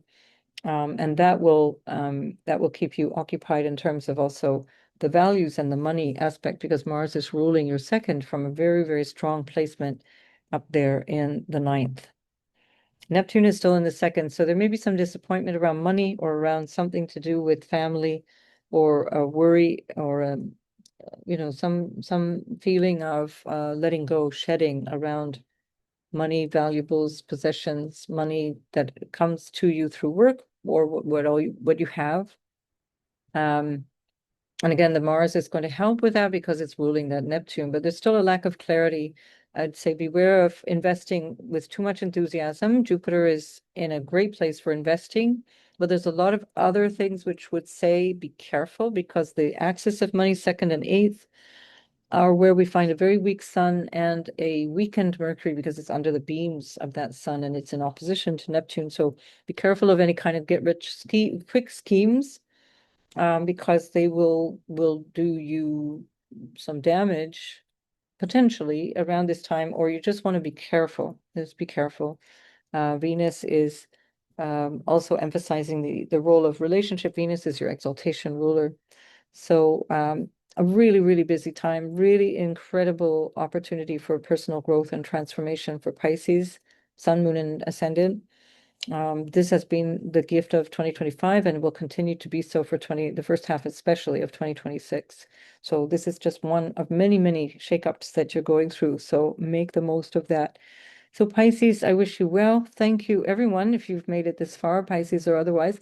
And I would really look forward to seeing you in the next video. I'm traveling for much of next week and just moving back to Belgium after a very long summer here in Toronto, and not sure when I can upload again, but I will try to do so at some point late next week. I do appreciate your support, your likes, your comments. I love to hear what you have to say. Keep it friendly, keep it helpful, keep it constructive. Don't use social media to just spew anger and division, because you're then part of the problem, even though you think you're trying to find a solution. So try to find solutions based on what you feel is going to bring connection. This is a really important message for us right now. All right, everybody. See you soon. Bye for now.